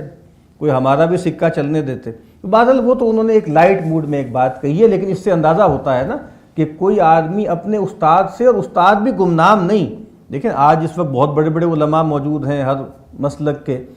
ان کے اکثر علماء تو ان کے اکثر اساتذہ گمنام ہیں نا. تو لیکن یہ جو امام غزالی کے جو شیخ ہیں یہ تو بہت ماہر آدمی تھے نا، بہت مشہور تھے اور اپنے زمانے کے بڑے عالموں میں سے تھے. تو گویا اپنے استاد سے اس طرح کا کوئی ٹریبیوٹ پانا یہ کوئی چھوٹی بات نہیں ہے، یہ کوئی معمولی بات نہیں ہے. ان کے ایک اور معاصر ہیں حافظ عبد الغافر الفارسی، وہ کہتے ہیں حجت الاسلام والمسلمین، امام ائمۃ الدین، لم تر العیون مثلہ، آنکھوں نے ان جیسا دیکھا ہی نہیں. یعنی ہم نے جن لوگوں کو دیکھا ہے ان جیسا آدمی ہم نے نہیں دیکھا، بے نظیر بے مثال آدمی تھا. حافظ ابن النجار کہتے ہیں امام الفقہاء علی الاطلاق، علی الاطلاق امام الفقہاء ہیں، وربانی الامہ بالاتفاق، اور اس امت کے ربانی ہیں. ربانی کسے کہتے ہیں؟ قرآن مجید میں اس کا تذکرہ ہے. حافظ ابن قیم علیہ الرحمہ نے فرمایا نا کہ الذین علموا وعملوا وعلموا. حافظ ابن قیم فرماتے ہیں کہ اس امت میں ربانی کس کو کہا جاتا ہے؟ جس نے علم سیکھا، پھر اس کو برتا، اس کو عمل کیا، اور پھر وعلموا، اور اس کی تعلیم دی. تو کہا کہ یہ ربانی ہیں. مجتہد زمانہ قام بنصر السنہ و اظہار الدین، کہا اپنے زمانے کے مجتہد تھے اور کھڑے ہوئے کس کام کے لیے؟ سنت کی نصرت کے لیے اور اظہار دین کے لیے، دین کے غلبے کے لیے. علامہ طرطوشی یہ امام کے معاصر تھے اور امام کے بہت ہی سخت مخالف تھے، اور امام پر انہوں نے سخت تنقید کی ہے. تو وہ کہتے ہیں کہ میں نے ان صاحب کو دیکھا، ان کی باتیں بھی سنی،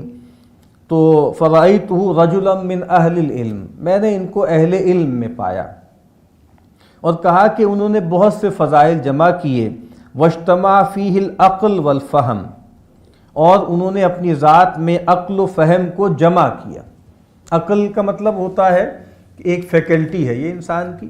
ایک ریشنلٹی ہے، ریزننگ فیکلٹی ہے. فہم کسے کہتے ہیں؟ کسی چیز کو سمجھنا، انڈرسٹینڈنگ. اور کہا کہ بہت طویل زمانے تک انہوں نے علوم سے ممارست بہم پہنچائی. اور ویسے کبھی ہمیں غور کرنا چاہیے کہ جو ہمارے بڑے تھے، کتنی کم مدت میں اللہ تعالیٰ نے ان سے کتنے بڑے بڑے کام لے لیے. قمری ظاہر اس زمانے میں جو آپ کو معلوم ہے جو ہجری ہمارا معاملہ ہوتا ہے وہ قمری اعتبار سے ہوتا ہے. تو امام صاحب کل 55 برس امام صاحب کی عمر رہی قمری اعتبار سے، اور شمسی اعتبار سے تو وہ اور کم ہو جائے گی، 52-53 برس ہو جائے گی. تو آپ دیکھیے اتنی کم مدت میں انہوں نے اتنا زیادہ کام پروڈیوس کیا ہے. اور پھر میں عرض کر رہا ہوں کہ وہ کام جنک نہیں ہے، وہ بھرتی کا نہیں ہے. یعنی وہ کام ایسا ہے کہ ہم ایسے طالب علم ایک لائف سپین میں اس کو پڑھ ہی لیں، یعنی اس کی ریڈنگ ہی بھی کر لیں تو بڑی بات ہوتی ہے، اور وہ انہوں نے پروڈیوس کیا ہے.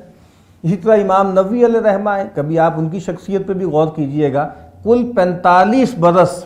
قمری اعتبار سے انہوں نے پائے. لیکن آپ دیکھیے جو کتاب لکھی وہ اپنے اس فن میں آپ کہہ لیں اس صنف میں کمال لکھی. 40 آپ کو معلوم ہے، 40 کسی کتاب کا نام تھوڑا ہی ہے. 40 تو ایک یونرا ہے نا، حدیث کی کتاب کی ایک صنف ہے جس میں 40 احادیث جمع کی جاتی ہیں. سینکڑوں 40 لکھی گئیں. لیکن آج جب ہم 40 کا لفظ بولتے ہیں تو لوگوں کے ذہن میں 40 نووی آتی. حدیث کے انتخابات، سیکنڈری سورسز جو ہیں منتخبات، وہ بھی سینکڑوں ہیں. لیکن جو اللہ تعالیٰ نے آپ کہہ لیں کہ شہرت دی ہے اور جو قبول عام دیا ہے ریاض الصالحین کو، وہ کسی اور کتاب کو نہیں دی. لیکن کل برس کتنی عمر جیے امام 90-45 برس۔ بعد امام ابن جوزی علیہ رحمہ فرماتے ہیں، کہتے ہیں صنف الکتب الحسان فی الاصول والفروع، انہوں نے بھی تنقید کی امام غزالی علیہ رحمہ پہ، خاص طور پہ حدیث کے ریفرنس سے۔ نقاد ہیں ابن جوزی، نقاد ہیں امام غزالی کے، وہ کہتے ہیں انہوں نے اصول اور فروع میں بہت سی کتابیں تصنیف کی، بہت عمدہ کتابیں۔ اصول اور فروع سے کیا مراد ہے؟ ایک علم اصول الدین ہوتا ہے جس میں بنیادی عقائد ہیں اور پھر جو احکام کے بھی اصول ہیں، اور فروعات وہ ہیں جس میں فقہ آتی ہے اور چیزیں آتی ہیں۔ اور کہتے ہیں کہ جس میں جو اس کی حسن ترتیب ہے اور تحقیق کلام ہے وہ غیر معمولی ہے۔ اور ان کے ایک اور جو آپ کہہ لیجیے جنہوں نے ان پر تصنیف کی ہے، علامہ ابن العماد الحنبلی کہتے ہیں وبالجملہ، من جملہ میں یہ کہوں گا، ما رأى الرجل مثل نفسہ، کہتے ہیں کہ بھئی ان صاحب نے اپنا جیسا کوئی نہیں دیکھا، یعنی ایک ایسا آدمی جس کے بارے میں کوئی دوسرا یہ کہے کہ بھئی انہوں نے اپنا جیسا بس آئینے میں ہی دیکھا ہے، ورنہ ان جیسا ان کا غیر کوئی موجود نہیں ہے۔ تو یہ امام صاحب کی شان تھی، یہ ان کا مرتبہ تھا۔ اب میں بس تھوڑی سی باتیں عرض کر دیتا ہوں، پھر ہم اس کے بعد اس کو روکیں گے بات کو۔ جیسے میں نے عرض کیا تھا کہ جو بڑے لوگ ہوتے ہیں ان کے بارے میں مبالغہ بھی کیا جاتا ہے، اور تعریف میں بھی لوگ جو ہے وہ بہت مبالغہ کرتے ہیں، اور جو لوگ مخالف ہوتے ہیں وہ تنقید میں تنقیص میں بھی کمی نہیں چھوڑتے۔ اور عربی کا ایک بہت مشہور شعر ہے اور وہ ہم سب اس کو سمجھ سکتے ہیں کہ وَعَيْنُ الرِّضَا عَنْ كُلِّ عَيْبٍ قَلِيلَةٌ، جو رضا والی آنکھ ہوتی ہے نا، جو پسند والی آنکھ ہوتی ہے، جو آپ کسی کو پسند کرتے ہیں، کسی سے محبت کرتے ہیں، کسی کو ایڈمائر کرتے ہیں، تو وہ جو رضا والی آنکھ ہوتی ہے وہ ہر عیب سے اندھی ہوتی ہے۔ یعنی اس کو اپنا جو بھی اس کا پسندیدہ ہے، جو اس کا ہیرو ہے، یا جس کو آج کل ہمارے یہاں ایک ٹرمز بولی جاتی ہے سیلیبریٹی امام، تو اب تو اصل میں سیلیبریٹی کا تصور جو ہے وہ مذہبی لوگوں میں بھی آ گیا کہ لوگ سیلیبریٹیز بن جاتے ہیں اور لوگ جیسے ان کی پوجا کرنے لگتے ہیں، یعنی وہ صرف آئیڈیل نہیں بنتے، وہ آئیڈل بن جاتے ہیں۔ اور یہ لفظ آپ کو معلوم ہے کہ شو بز میں اور سپورٹس میں تو بولا جاتا ہے۔ تو مذہبی معاملات میں بھی ایسا ہو گیا ہے کہ بہت سے لوگ جیسے ایک کلٹ لائک فالوئنگ ہو جاتی ہے ان کی۔ تو کہا کہ جو رضا کی آنکھ ہوتی ہے نا وہ ہر عیب سے اندھی ہو جاتی ہے، وَلَكِنَّ عَيْنَ السُّخْطِ تُبْدِي الْمَسَاوِيَ، اور جو ناراضگی کی آنکھ ہوتی ہے وہ گویا جو چھپی ہوئی برائیاں بھی ہوتی ہیں نا ان کو بھی ظاہر کرتی ہے۔ تو یہ انسانوں کا مسئلہ ہوتا ہے۔ اب امام صاحب کے بارے میں بھی تعظیم میں لوگوں نے بہت آگے کی باتیں کر دی۔ ان کی جو کتاب ہے اس کے بارے میں جو ہے وہ ایک صاحب نے کہا، تاج الدین سبکی خود بہت بڑے عالم تھے، تو انہوں نے کہا کہ لو لم یکن للناس فی الکتب التی صنفها اہل العلم الا الاحیاء لکفاہم، لوگوں نے مختلف کتابیں تصنیف کی ہیں، اگر لوگوں کے لیے بس ایک احیاء علوم الدین نامی کتاب ہی باقی رہ جاتی تو یہ ان کے لیے کافی تھی۔ اور وہ کہتے ہیں کہ میں نے اس کتاب کی جیسے احیاء کی کوئی نظیر نہیں پائی۔ اور کچھ لوگوں نے مبالغہ کر کے یہاں تک بھی کہہ دیا کہ من لم یقرأ الاحیاء فلیس من الاحیاء، جس نے احیاء نہیں پڑھی، جس نے احیاء علوم الدین نہیں پڑھی، گویا وہ احیاء میں سے نہیں ہے۔ حی کی جمع احیاء ہے نا، گویا وہ زندوں میں سے نہیں ہے۔ تو اس طرح کی مبالغہ آرائی بھی کی گئی۔ پھر کچھ لوگوں نے تنقید کی ان پر، جیسے میں نے ابھی ذکر کیا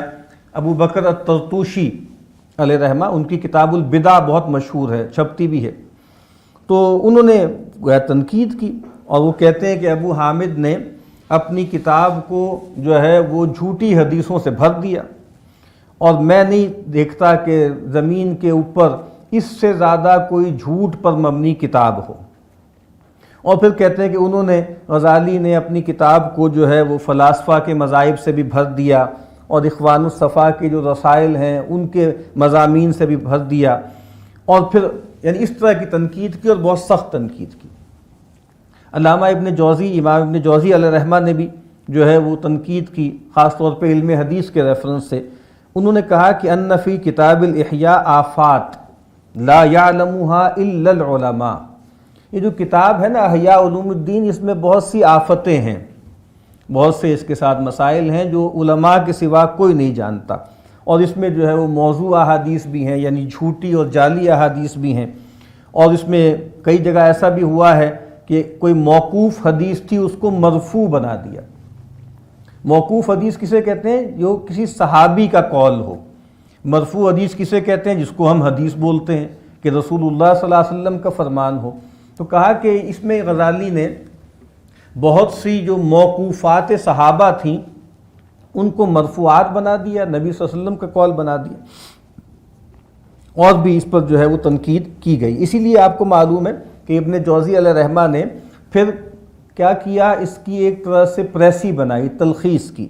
اور کتاب کا نام رکھا منہاج القاصدین۔ منہاج القاصدین کے نام سے یعنی ان تھیمز پر کلام کیا، بہت سی چیزیں اس کتاب میں سے لے لی اور اپنے خیال کے مطابق جو اس میں جھوٹی سچی روایتیں تھیں وہ نکال دیں، اور جیسے اس کو ایک انہوں نے، جس کو ایک جدید دور میں کہتے ہیں تہذیب، ایک کتاب چھپتی ہے، پھر اس کے بعد اس کی تہذیب چھپتی ہے۔ تہذیب کا مطلب کیا ہوتا ہے کہ اس میں سے کاٹ چھانٹ کر کے اس میں جو ہلکی باتیں ہیں، کمزور باتیں ہیں، وہ نکال کر اس کو مہذب شکل میں چھاپ دینا۔ تو پھر انہوں نے لکھی، اور پھر اس کے بعد علامہ مقدسی علیہ رحمہ نے مختصر منہاج القاصدین کے نام سے منہاج القاصدین کی پھر مزید خلاصہ بنایا۔ اس کا ترجمہ، ایک سے زیادہ ترجمہ اردو میں بھی اویلیبل ہے، یعنی مختصر منہاج القاصدین جو علامہ مقدسی کی کتاب ہے، جو امام ابن جوزی کی کتاب کا خلاصہ ہے، جو کتاب احیاء علوم الدین کی ایک خاص معنوں میں پریسی ہے۔ تو ابن جوزی علیہ رحمہ نے تنقید بھی کی سخت، لیکن بہرحال اس کتاب میں کہا کہ اچھی چیزیں بھی تھیں، اس کو سنبھال لیا، اس کو جو ہے تلخیص کر لی۔ اور پھر جیسے کہ آپ کو معلوم ہے کہ امام غزالی علیہ رحمہ کی جو کتاب ہے، اس میں جو احادیث آئی ہیں ان کی تنقید کی گئی، ان پر جو ہے وہ اعتراضات کیے گئے، اور ان کے حوالے سے تخریج کا کام بھی کیا گیا، اور اس حوالے سے بھی امام صاحب پر جو ہے وہ تنقیدات ہیں۔ پھر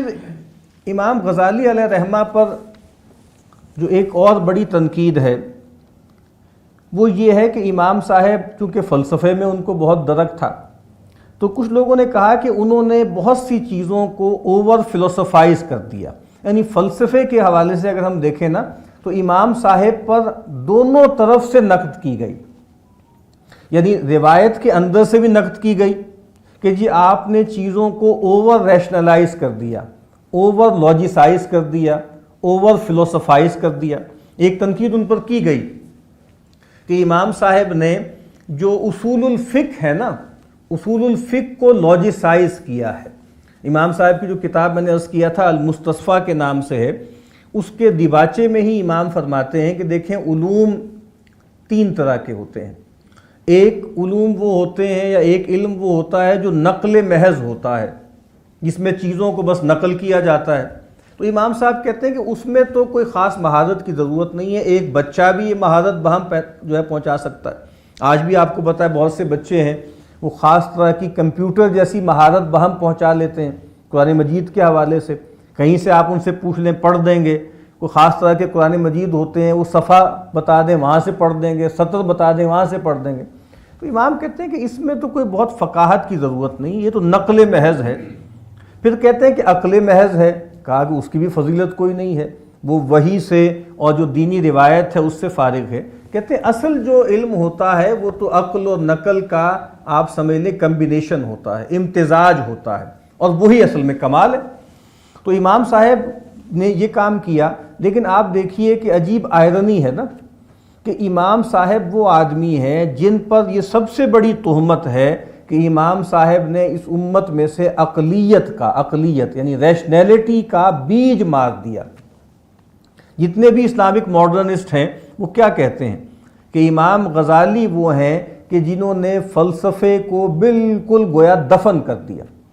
اور آپ کبھی پڑھ لیں لوگوں کے کلام تو یہی کہتے ہیں کہ دیکھیں ہمارے ہاں ایک گولڈن ایج تھا، اس میں بڑے بڑے جو ہے، کیونکہ آپ کو معلوم ہے نا کہ فلسفی اور سائنسدان یہ الگ الگ نہیں ہوتے تھے، اور جس طرح فلسفے کے بارے میں کہا جاتا ہے کہ مدر آف آل سائنسز ارسطو ہے۔ ارسطو نے کتابیں لکھیں نباتات پہ، جمادات پہ، حیوانات پر، پھر اس کے بعد اس نے کچھ ماورائے حسیات چیزیں جو تھیں اس پر کلام کیا۔ تو جو کتاب اس کی فزکس پر تھی نا، فزکس جس کو ہم سائنس بولتے ہیں اس کو فزکس کہتے ہیں،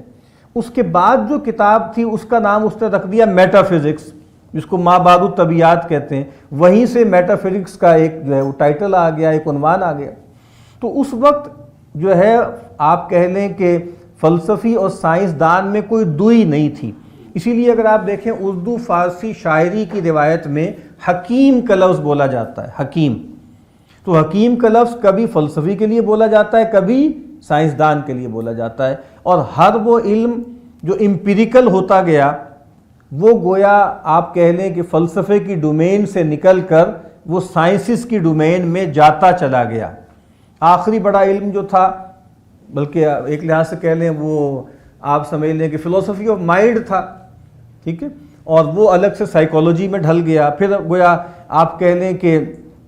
لنگوسٹک فلسفی تھی یا فلسفی آف لینگویج تھی، وہ لنگوسٹکس میں بدل گئی۔ تو کہنے کا مطلب یہ ہے کہ اس زمانے میں فلسفی اور سائنسدان کوئی الگ الگ نہیں ہوتے تھے، یعنی نیوٹن کی جو کتاب ہے اس کا نام ہی کیا ہے، اس کے نام کے ٹائٹل میں کیا ہے، سائنس کو یا فزکس کو کیا کہتے تھے، نیچرل فلسفی،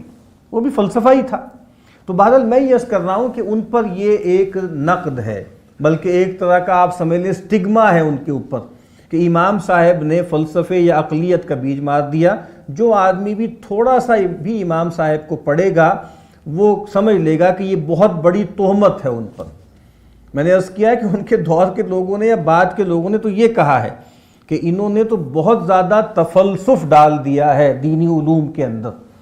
اور آپ ابھی احیاء علوم الدین ہی کا مطالعہ کر لیں تو جگہ جگہ آپ دیکھیں گے کہ وہ چیزوں کے بارے میں گفتگو کرتے ہیں، پھر خاص طور پہ کہتے ہیں کہ اس کے شواہد عقلی کیا ہیں، اس پر کلام کرتے ہیں، اس پر گفتگو کرتے ہیں۔ تو اس لحاظ سے بھی امام صاحب پر جو تہمت لگائی گئی ہے وہ بہت زیادہ ہم کہہ سکتے ہیں کہ وہ ٹھیک نہیں ہے اور وہ غلط ہے۔ اب اس کے بعد ہم جو ہے وہ ایک موضوع پر گفتگو کریں گے، اور وہ ہے امام غزالی اور علم الحدیث۔ امام غزالی علیہ رحمہ کے حوالے سے ہم نے کچھ مختصر گفتگو کی، ان کے جو مادحین ہیں ان کے کچھ اقوال بھی بیان کیے، اور جو ان پر کچھ نقد ہوئی ہے وہ بس اشارہ کیا اس کی طرف۔ امام ابن تیمیہ علیہ رحمہ وہ ہم کہہ سکتے ہیں کہ جیسے درمیان میں ہیں۔ ایک جگہ امام فرماتے ہیں کہ وَكَلَامُهُ فِي الْإِحْيَاءِ غَالِبُهُ جَيِّد، کہ احیاء میں امام غزالی نے جو کلام کیا ہے اس کا زیادہ تر حصہ عمدہ ہے، لیکن کہتے ہیں اس میں 4 قسم کی جو فاسد مواد ہیں وہ آ گئے ہیں۔ ایک تو فلسفیانہ کچھ چیزیں آ گئی ہیں، کچھ کلامی ایسی چیزیں آ گئی ہیں جو نامناسب ہیں، اور کچھ جو ہیں وہ صوفیاء کے حوالے سے کچھ اباطیل آ گئی ہیں، اور پھر ایک جو حصہ ہے وہ احادیث موضوعہ پر مشتمل ہے، وہ بھی آ گیا ہے۔ یعنی 4 طرح سے امام ابن تیمیہ علیہ رحمہ اس کو پرابلمٹائز کرتے ہیں کہ کچھ جگہوں پہ فلسفے کی باتیں آ گئیں اور اس میں کچھ گڑبڑ ہو گئی، کچھ کلام میں کچھ زیادہ حد سے بڑھ گئے، اسی طریقے سے صوفیاء کے حوالے سے جو شطحیات ہیں ان کی جو کچھ باطل اقوال ہیں وہ آ گئے، اور چوتھا یہ ہے کہ کچھ احادیث موضوعہ یعنی گھڑی ہوئی احادیث بھی اس میں آ گئیں۔ اور ایک جگہ وہ کہتے ہیں کہ ابن رشد جو ہیں انہوں نے مذمت کی ابو حامد کی، جن وجوہات سے علماء مسلمین ان کی مدح کرتے ہیں اس بنیاد پر مذمت کی، اور وہ کہتے ہیں کہ میں پڑھ دیتا ہوں اس کو۔ ابن رشد یذم ابا حامد من الوجہ الذی یمدحہ بہ علماء المسلمین، کہ جن بنیادوں پر علماء مسلمین ان کی مدح کرتے ہیں ابن رشد نے اس بنیاد پر ان کی مذمت کی، اور مدح کی اس بنیاد پر جس بنیاد پر علماء مسلمین نے ان کی مذمت کی۔ یعنی جب وہ کہتے ہیں کہ انہوں نے فلسفے سے بھر دیا، کلام سے بھر دیا، تو علماء تنقید کرتے ہیں، اور یہ چیز ابن رشد چونکہ وہ فلسفی ہیں، اور آپ کو معلوم ہوگا کہ انہی کا رد کیا تھا امام غزالی علیہ رحمہ نے، اور پھر اس کا جواب مزید پھر ابن رشد نے دیا تھا، اور امام غزالی علیہ رحمہ کی جو کتاب ہے تحافۃ الفلاسفہ، اس میں امام صاحب نے 20 مسائل بیان کیے ہیں جو فلاسفہ یونان اور ان کے زیر اثر کچھ مسلمان جو فلاسفہ ہیں ان کے ہاں بھی آ گئے، جس میں سے وہ کہتے ہیں کہ 3 کی بنیاد پر تو گویا جو فلاسفہ یہ افکار رکھتے ہیں ان کی تو تکفیر کی جائے گی، اور باقی 17 جو موضوعات ہیں ان کی بنیاد پر ان کی تضلیل کی جائے گی، ضاد سے گمراہ قرار دیا جائے گا، یا ان کو بدعتی یا مبتدع قرار دیا جائے گا، گمراہ قرار دیا جائے گا۔ وہ جو اجمالی طور پہ عرض کر دیتا ہوں، جو 3 چیزیں کیا ہیں کہ فلاسفہ میں سے بہت سے وہ ہیں جو یہ کہتے ہیں کہ اللہ تعالیٰ جو ہے ان کو کلیات کا تو علم ہے لیکن جزیات کا علم نہیں ہے، یہ ایک مسئلہ ہے۔ دوسرا وہ کہتے ہیں کہ وہ قدم عالم کے یا مادے کے قدیم ہونے کے یا عالم کے جو ہے وہ قدم کے بھی قائل ہیں اور ایٹرنٹی کے بھی قائل ہیں۔ اور تیسرا یہ ہے کہ وہ جی ایٹرنٹی کا مطلب ہوتا ہے کہ یہ ہمیشہ رہے گی، یعنی جو چیز ہمیشہ سے ہے ہمیشہ رہے گی، ٹھیک ہے، اس کو ایٹرنٹی کہتے ہیں یا ایٹرنل کہتے ہیں۔ اور تیسرا انہوں نے کہا تھا کہ کچھ فلاسفہ کی رائے یہ ہے کہ جو ریزریکشن ہوگا یا بعث بعد الموت ہوگی وہ گویا روح کی ہوگی، جسم کی نہیں ہو سکتی۔ تو ان 3 بنیادوں پہ انہوں نے کہا کہ جو فلاسفہ اس کو مانتے ہیں وہ گویا دائرہ اسلام سے خارج ہو گئے ہیں، اور باقی کچھ اور مسائل ہیں اس کے بارے میں کہتے ہیں کہ وہ ہیریسی ہے، وہ ایک طرح کی گمراہ کن افکار ہے۔ امام ابن تیمیہ علیہ رحمہ ایک جگہ فرماتے ہیں کہ اس میں بہت سے فوائد بھی ہیں اس کتاب میں احیاء کا تذکرہ کرتے ہوئے، لیکن کہتے ہیں اس میں مواد مذمومہ بھی ہے۔ اور امام کے بارے میں ایک جگہ وہ بڑا خوبصورت جملہ لکھتے ہیں، کہتے ہیں کہ جی مرضہ الشفا، یعنی ابن سینا کی جو کتاب ہے کتاب الشفا، اس نے گویا امام غزالی کو بیمار کر دیا، اور وہ گویا اس سے بہت زیادہ انفلوئنسڈ ہو گئے اور پھر گویا فلسفے کی طرف چلے گئے۔ اور پھر وہی بات کہ اس میں بہت سے ضعیف آثار بھی ہیں اور بہت سے موضوع روایتیں بھی ہیں، اور جو اغاليط الصوفیہ ہیں وہ بھی ہیں، لیکن کہتے ہیں وفیہ مع ذالک من کلام المشائخ الصوفیہ العارفین المستقیمین فی اعمال القلوب، لیکن اس کے باوجود اس کتاب میں وہ جو مشائخ صوفیہ ہیں جو عارف ہیں اور جو اعمال قلوب کے اعتبار سے مستقیم ہیں، ان کا بھی بہت سا کلام ہے، الموافق للکتاب والسنہ، جو کتاب و سنت کے موافق ہیں۔ امام ابن تیمیہ علیہ رحمہ کے بارے میں یہ تاثر غلط ہے کہ وہ علی الاطلاق تصوف کے ڈسپلن کا انکار کرتے ہیں یا وہ تمام صوفیاء کو گمراہ قرار دیتے ہیں۔ وہ امام صاحب کی جو فتاویٰ ہیں اس کی جلدیں چھپ چکی ہیں، ان میں سے ایک پوری جلد جو ہے وہ تصوف پر ہے، ایک پوری جلد جو ہے وہ سلوک پر ہے، اور وہ واضح طور پر بتاتے ہیں کہ بھئی یہ وہ صوفیاء ہیں جو عارفین ہیں، جو مستقیمین ہیں، جو اہل حق میں سے ہیں، اور یہ جو قبیل ہے صوفیاء کی یہ غلط لوگ ہیں، یہ باطل پرست لوگ ہیں، انہوں نے جو ہے وہ بدعتوں سے اس معاملے کو بھر دیا۔ تو یہاں پر بھی وہ کہتے ہیں کہ یہاں بہت سی ایسی چیزیں ہیں جو کتاب و سنت کے موافق ہیں۔ اب اس میں نے عرض کیا تھا کہ گفتگو بہت طویل ہو سکتی ہے، لیکن ہمارے پاس جو ہے وقت چونکہ بہت کم ہے، اس وجہ سے اب میں اس موضوع کی طرف آتا ہوں کہ جو احیاء علوم الدین کے حوالے سے جو ایک عام تاثر ہے، اور جس کی وجہ سے ہوتا یہ ہے کہ بہت سے وہ لوگ کہ جن کو کتاب و سنت سے مناسبت ہے، وہ ان کو ایک وحشت سی محسوس ہوتی ہے اس کتاب سے یا اوورآل غزالی کے حوالے سے۔ اور وہ معاملہ یہ ہے کہ امام غزالی علیہ رحمہ نے اس کتاب میں بہت سی موضوع احادیث جو ہیں وہ نقل کی ہیں، اور چونکہ اس سے ایک وحشت پیدا ہوتی ہے تو لوگوں نے اس کتاب کو ہی گویا ڈسکارڈ کر دیا ہے۔ ایک تو میں نے اصولی بات عرض کی تھی جو گفتگو کے آغاز میں کی تھی کہ دیکھیے بات یہ ہے کہ اب عصمت کسی کو حاصل نہیں ہے، اب جو بھی آدمی ہوگا اس کے اندر کچھ خوبیاں ہوں گی، کچھ کمزوریاں ہوں گی، تو ہمارے لیے صحیح رویہ کیا ہونا چاہیے؟ یعنی وہ جو عربی زبان کا ایک محاورہ بھی ہے، اور وہ آپ کو معلوم ہوگا کہ جدیدیت کے حوالے سے بھی لوگوں نے اس کو استعمال کیا کہ جب ہم پر اسالٹ ہوا ماڈرنٹی کا، انلائٹنمنٹ کی ویلیوز کا، تو وہاں پر بھی کچھ لوگ مسلمانوں میں پیدا ہو گئے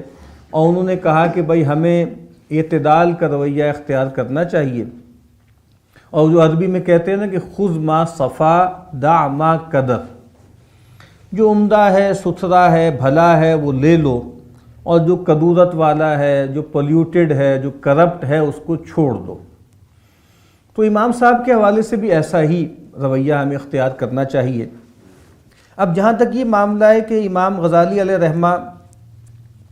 وہ گویا علم حدیث میں ان کو کوئی درک ہی نہیں تھا یا کوئی مرتبہ حاصل نہیں تھا، یہ بات ٹھیک نہیں ہے۔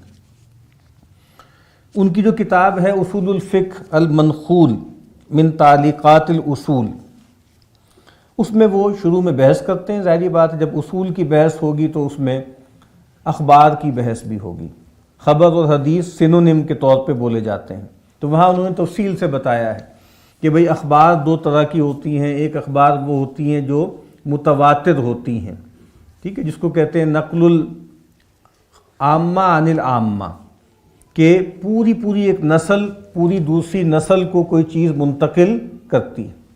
اور پھر نقل الخاصہ عن خاصہ، پھر اخبار احاد ہوتی ہیں، جس سے خبر واحد جس کو کہتے ہیں، اور پھر وہ تفصیل سے بتاتے ہیں کہ یہ جو خبر متواتر ہے وہ مفید علم ضروری ہوتی ہے، اور پھر آگے خبر واحد کسے کہتے ہیں، اس کی تفصیلات کیا ہیں۔ کہنے کا مطلب یہ ہے کہ ایسا نہیں ہے کہ امام صاحب علم حدیث سے بالکل بے بہرا تھے، یہ ممکن ہی نہیں ہے کہ اتنا بڑا عالم ہو، اصول فقہ کا، کلام کا، فلسفے کا، علم تہذیب النفس کا، اور وہ علم حدیث سے بالکل بے بہرا ہو، یہ ممکن نہیں۔ پھر اسی طریقے سے امام کی جو کتاب ہے احیاء علوم الدین، اس کی جو پہلی کتاب ہے آگے کتاب العلم کے نام سے، وہاں پہ باقاعدہ امام ایک عنوان قائم کرتے ہیں کہ بیان القدر المحمود من العلوم المحمودہ، کچھ علوم ہوتے ہیں مذموم ہوتے ہیں، ناپسندیدہ ہوتے ہیں، کچھ علوم محمود ہوتے ہیں، پسندیدہ ہوتے ہیں، ان میں سے کتنی قدر پسندیدہ ہے کہ ہر آدمی حاصل کرے۔ تو وہاں پھر آگے وہ بتاتے ہیں کون سے علوم ہیں، تو تفسیر، حدیث، فقہ، کلام، اس پر وہ بات کرتے ہیں۔ پھر یہ بھی بتاتے ہیں کہ دیکھیں ہر علم کے حصول کے حوالے سے 3 درجے ہوتے ہیں، آج بھی یہ بات کہی جاتی ہے۔ ایک بالکل بگنرز جو ہے وہ لیول ہوتا ہے، ایک انٹرمیڈیری کہہ لیں آپ اس کو، مڈل لیول ہوتا ہے، اور ایک جو ہے وہ گویا منتہی کا درجہ ہوتا ہے۔ اس کو امام صاحب نے کہا اقتصار۔ اقتصار کا مطلب ہے ایک بیئر منیمم، جیسے آپ کو معلوم ہے کہ فقہ حنفی کا ایک پرائمر ہے، اس کا نام ہے ما لا بد منہ، وہ جس کے بغیر چارہ کوئی نہ ہو، یعنی جو انیویٹیبل ہو، جو بیئر منیمم ہو۔ پھر ایک لیول امام کہتے ہیں اقتصاد کا ہے، درمیانہ، ایک انسان جو ہے ایک ایوریج علم حاصل کر لے، اور ایک ہے استقصاء، کہ آدمی مہارت پیدا کرے، احاطہ کر لے۔ اور اگر آپ کتاب العلم پڑھیں گے تو وہاں امام بتائیں گے جو استقصاء ہے یہ بس ساری زندگی چلتا رہتا ہے،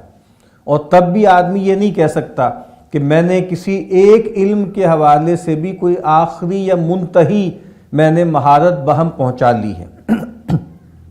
پھر امام صاحب کی کتاب ہے الادب فی الدین، اس میں انہوں نے آداب بتائے ہیں، ٹھیک ہے، کہ مطلب فقہاء کے آداب کیا ہیں، مفسرین کے آداب کیا ہیں، متکلمین کی کیا ہیں، صوفیہ کے کیا ہیں۔ تو وہاں آداب المحدث بھی بیان کیے ہیں، آداب طالب الحدیث بھی بیان کیے ہیں۔ پھر اسی طریقے سے امام صاحب کی جو کتاب ہے احیاء علوم الدین، اس کا تھوڑا سا جیسے آپ کہہ لیں کہ کوانٹیٹیو بھی کچھ لوگوں نے انالیسس کیا ہے۔ تو جیسے کہ آپ کو معلوم ہے کہ امام صاحب کی جو کتاب ہے اس میں کوئی لگ بھگ جو ہے وہ آپ کہہ سکتے ہیں کہ 2500 کے قریب احادیث ہیں، جس میں سے امام تاج الدین سبکی علیہ رحمہ نے جو کہا ہے نا کہ جن کی کوئی اصل نہیں ہے یا جو بے اصل ہیں وہ لگ بھگ 900 کے قریب ہیں۔ تو یہ ہم کہہ سکتے ہیں کہ آپ سمجھ لیں کہ وہ 1/4 کے قریب حصہ ایسا ہے کہ جو کمزور روایتیں ہیں یا جو ثابت نہیں ہیں۔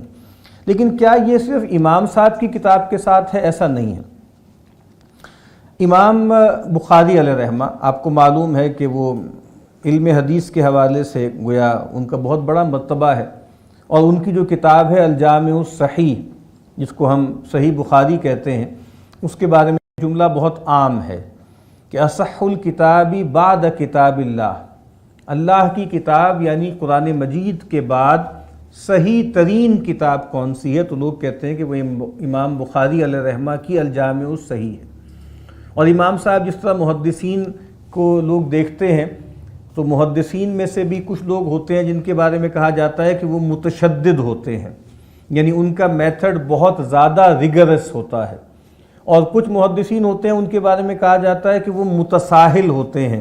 وہ لینینٹ ہوتے ہیں۔ تو امام بخاری علیہ رحمہ ان لوگوں میں سے ہیں جن کو کہا جاتا ہے کہ وہ معتدل ہیں، نہ وہ جو ہے وہ آپ کہہ لیں کہ متشدد ہیں، نہ وہ متساہل ہیں، بلکہ درمیان میں ہیں۔ تو امام صاحب نے جو کتاب مرتب کی ہے اس میں ایک شرط لگائی انہوں نے،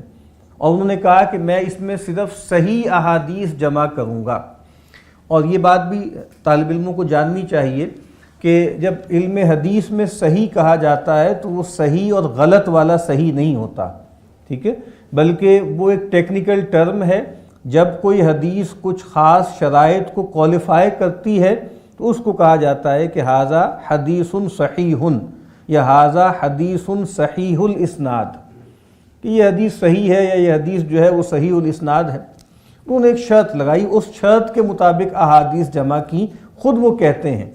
کہ جو کچھ صحیح احادیث تھی وہ میں نے ساری جمع نہیں کی، بس میں نے جیسے ان میں سے ایک حصہ میں نے منتخب کیا۔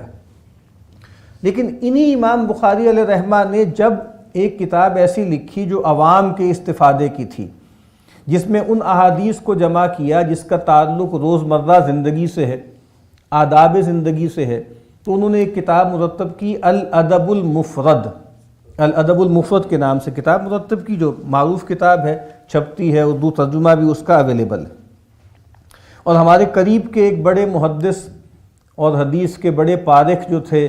ناصر الدین البانی علیہ رحمہ، انہوں نے جہاں اور بہت سی احادیث کی تحقیق کی ہے، تنقیح کی ہے، تو الادب المفرد کی بھی تنقیح کی، اور ادب المفرد میں تقریباً جو ہے وہ 1539 احادیث ہیں، جس میں سے امام یعنی شیخ البانی علیہ رحمہ کے نزدیک 218 احادیث جو ہیں، 217 احادیث ضعیف ہیں،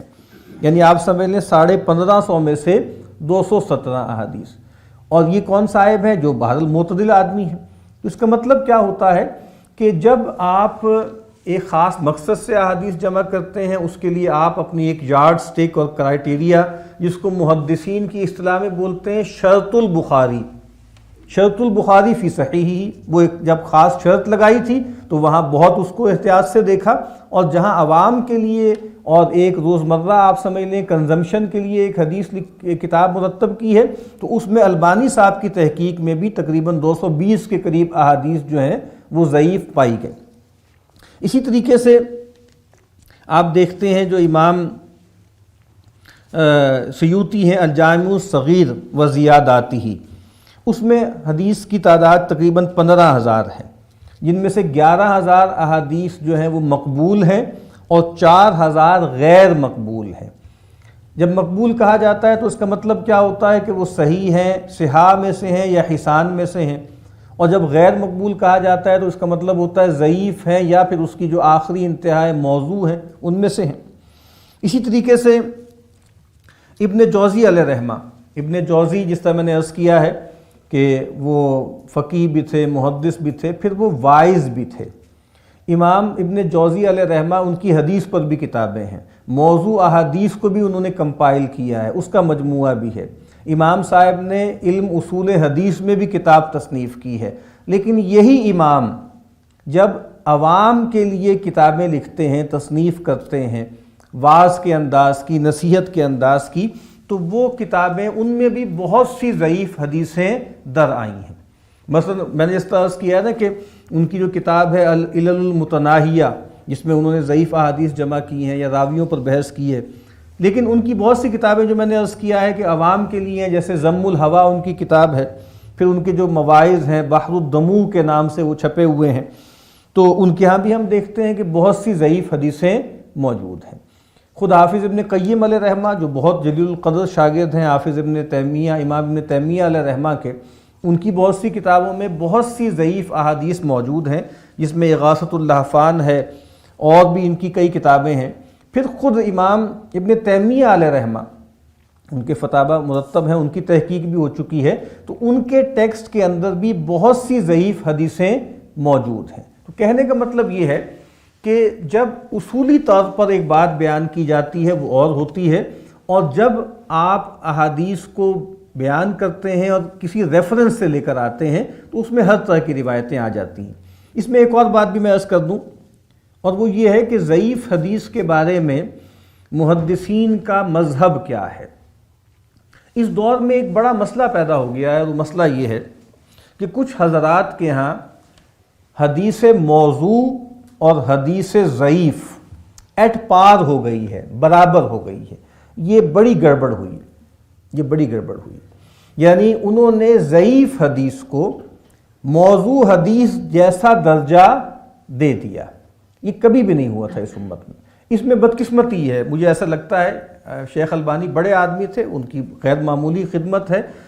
قریب کے دور میں ناصر السنہ ہم ان کو کہہ سکتے ہیں، لیکن بہرحال ایک تسامح ان سے بھی ہوا ہے، اور وہ کیا ہوا ہے کہ انہوں نے سلسلہ مرتب کیا احادیث کا، یعنی ایک کمپائلیشن کی۔ تو ان کی ایک سیریز ہے، کئی جلدیں ہیں، سلسلۃ الاحادیث الصحیحہ، کہ انہوں نے کمپائل کیا، اس میں صحیح احادیث بھی، حسان احادیث بھی جمع کی۔ پھر انہوں نے ایک اور کمپائلیشن کی، سلسلۃ الاحادیث الضعیفہ والموضوعہ۔ اب ہوتا کیا ہے، مائنڈ سیٹ کیا لوگوں کا بنتا ہے کہ لوگ حدیثیں پڑھ رہے ہیں، ایک حدیث آ گئی موضوع، پھر آ گئی لا اصل لہ، پھر آ گئی ضعیف، پھر آ گئی منکر، پھر آ گئی ضعیف جداً، پھر آ گئی موضوع، پھر ضعیف۔ تو ذہن یہ بنتا ہے کہ گویا یہ سب برابر ہیں، یعنی یہ کام اس سے پہلے کبھی بھی نہیں ہوا۔ میں حدیث کا طالب علم ہوں، علوم الحدیث میں نے پڑھ رکھے ہوئے ہیں، تو موضوع احادیث کو کمپائل کیا، اس پر کتابیں ہیں، 20 کتابیں آپ کو مل جائیں گی، علامہ شوکانی کی کتاب ہے، ابن جوزی کی کتاب ہے، اور قریب میں جو ہے اور صدیق حسن خان صاحب کی ہے، اور لوگوں کی ہے، چلی آ رہی ہیں کتابیں۔ یا کتابیں جمع کی گئی ہیں ان احادیث کی جو المنتشرہ علی الالسنہ ہیں، جو زبانوں پہ چڑھی ہوئی ہیں، زبان زد عام ہیں، تو وہ جو مقبول عام روایات ہیں ان کو جمع کرتے ہیں اور ہر ایک پہ ججمنٹ دیتے ہیں، جناب یہ حدیث صحیح ہے، یہ حسن ہے، یہ ضعیف ہے، یہ موضوع ہے، یہ شاذ ہے، یہ مرسل ہے۔ چلو اس کا بھی ایک مطلب ہے، ایک محل ہے۔ لیکن جب آپ یہ کہتے ہیں کہ احادیث چلتی چلی آ رہی ہیں، اس میں ضعیف بھی ہیں اور موضوع بھی ہیں، تو گویا ایک ذہن بن جاتا ہے کہ جیسے آپ جو اس سارے کو ڈسکارڈ کر دیں۔ پھر البانی صاحب ہی کے کچھ شاگردوں نے، شاید ان کا اپنا کام نہیں ہے، لیکن انہوں نے کیا کیا کہ جو سنن اربعہ ہیں، سنن اربعہ کو بھی الگ الگ ان کی تحقیق کی روشنی میں چھاپ دیا، یعنی صحیح جامع ترمذی، ضعیف جامع ترمذی، صحیح سنن ابی داؤد، ضعیف سنن ابی داؤد۔ اس سے بھی دیکھیے لوگ کہتے ہیں پھر وہ ضعیف کو کاٹ ہی دیتے ہیں، ضعیف کو الگ ہی کر دیتے ہیں، یعنی گویا ایک لحاظ سے جو ہمارے بڑے تھے، جو ہمارے اسلاف تھے، ان کے کام کو گویا انڈو کرنے کا یہ سبب بن گیا۔ لوگ کہتے ہیں کہ ضعیف کا ہمیں کیا کرنا ہے، بس صحیح حدیث والا مجموعہ لے لیتے ہیں، اس کو ہم پڑھ لیں گے۔ تو کہنے کا مطلب یہ ہے کہ یہ بہرحال تھوڑی سی ایک گڑبڑ ہو گئی ہے کہ کبھی بھی پہلے یہ نہیں کیا گیا تھا کہ موضوع اور ضعیف کو برابر کر دیا جائے۔ موضوع حدیث کسے کہتے ہیں کہ الحدیث المکذوب المختلق علی رسول اللہ صلی اللہ علیہ وسلم عمدن کان او خطأ، ایک ایسی بات جو گھڑی گئی، جو بنائی گئی، المصنوع المکذوب المختلق علی رسول اللہ صلی اللہ علیہ وسلم، گھڑ کر رسول اللہ صلی اللہ علیہ وسلم کی طرف منسوب کی گئی، اس کی کسی صورت اجازت نہیں دی جا سکتی، کیونکہ وہ حدیث جس کو کہا جاتا ہے کہ وہ مثال ہے حدیث متواتر کی، اور حدیث متواتر بھی وہ جو لفظی ہوتی ہے، اس کی جب مثال دی جاتی ہے تو ہمیشہ اس حدیث کو بیان کیا جاتا ہے کہ نبی اکرم صلی اللہ علیہ وسلم نے فرمایا من کذب علی متعمدا، جو کوئی مجھ پر جانتے بوجھتے کوئی جھوٹ باندھے، فلیتبوأ مقعدہ من النار، تو وہ اپنا ٹھکانہ جہنم میں بنا لے۔ ہمارے استاد تھے افغانی، وہ کہا کرتے تھے کہ گویا اس کا صحیح ترجمہ کیا ہوگا کہ وہ اپنی سیٹ گویا جہنم میں ریزرو کر لے، اور یہ بالکل صحیح ترجمہ ہے اس کا، لٹرل ترجمہ ہے، اور اس کی کوئی اجازت نہیں ہے۔ اللہ کے نبی نے فرمایا الکذب علیہ لیس کذب علی احد، مجھ پہ جھوٹ بولنا کسی عام شخص پر یا کسی بھی شخص پر جھوٹ بولنے کے برابر نہیں۔ اور پھر ایک تو وہ ہے نا جس نے حدیث گھڑی ہے، فیبریکیٹ کی ہے، بنائی ہے اپنی کسی غرض سے، ایک وہ شخص ہے جو واضح تو نہیں ہے، فیبریکیٹر نہیں ہے، لیکن وہ ناقل ہے، وہ اس کو بیان کر رہا ہے۔ اس کے بارے میں بھی اللہ کے نبی نے فرما دیا کہ من حدث عنی بحدیث یرا یا یرا انہ کذب فہو احد الکاذبین یا فہو احد الکاذبین، جو آدمی مجھ سے کوئی ایسی حدیث بیان کرے جس کو وہ دیکھ رہا ہے یا جو اس کو دکھتی ہے کہ جھوٹی ہے، تو وہ کون ہے؟ وہ دو جھوٹوں میں کا ایک جھوٹا ہے یا وہ جھوٹوں میں سے ایک جھوٹا ہے۔ دو جھوٹوں میں سے ایک جھوٹا کا مطلب کیا ہے؟ بھائی ایک جھوٹا تو وہ ہے نا کہ جس نے وہ گھڑی ہے، اس نے گھڑی نہیں ہے، اس کے سامنے آئی کہیں پر اور اس کو لگا کہ یار اس سے میرا فلاں مسئلہ حل ہوتا ہے، اس سے میری فلاں تھیری جو ہے وہ انڈورس ہوتی ہے، میرا فلاں موقف جو ہے وہ اس کے ذریعے مضبوط اور مدلل ہوتا ہے، اور اس کو پتہ ہے کہ یہ جعلی ہے،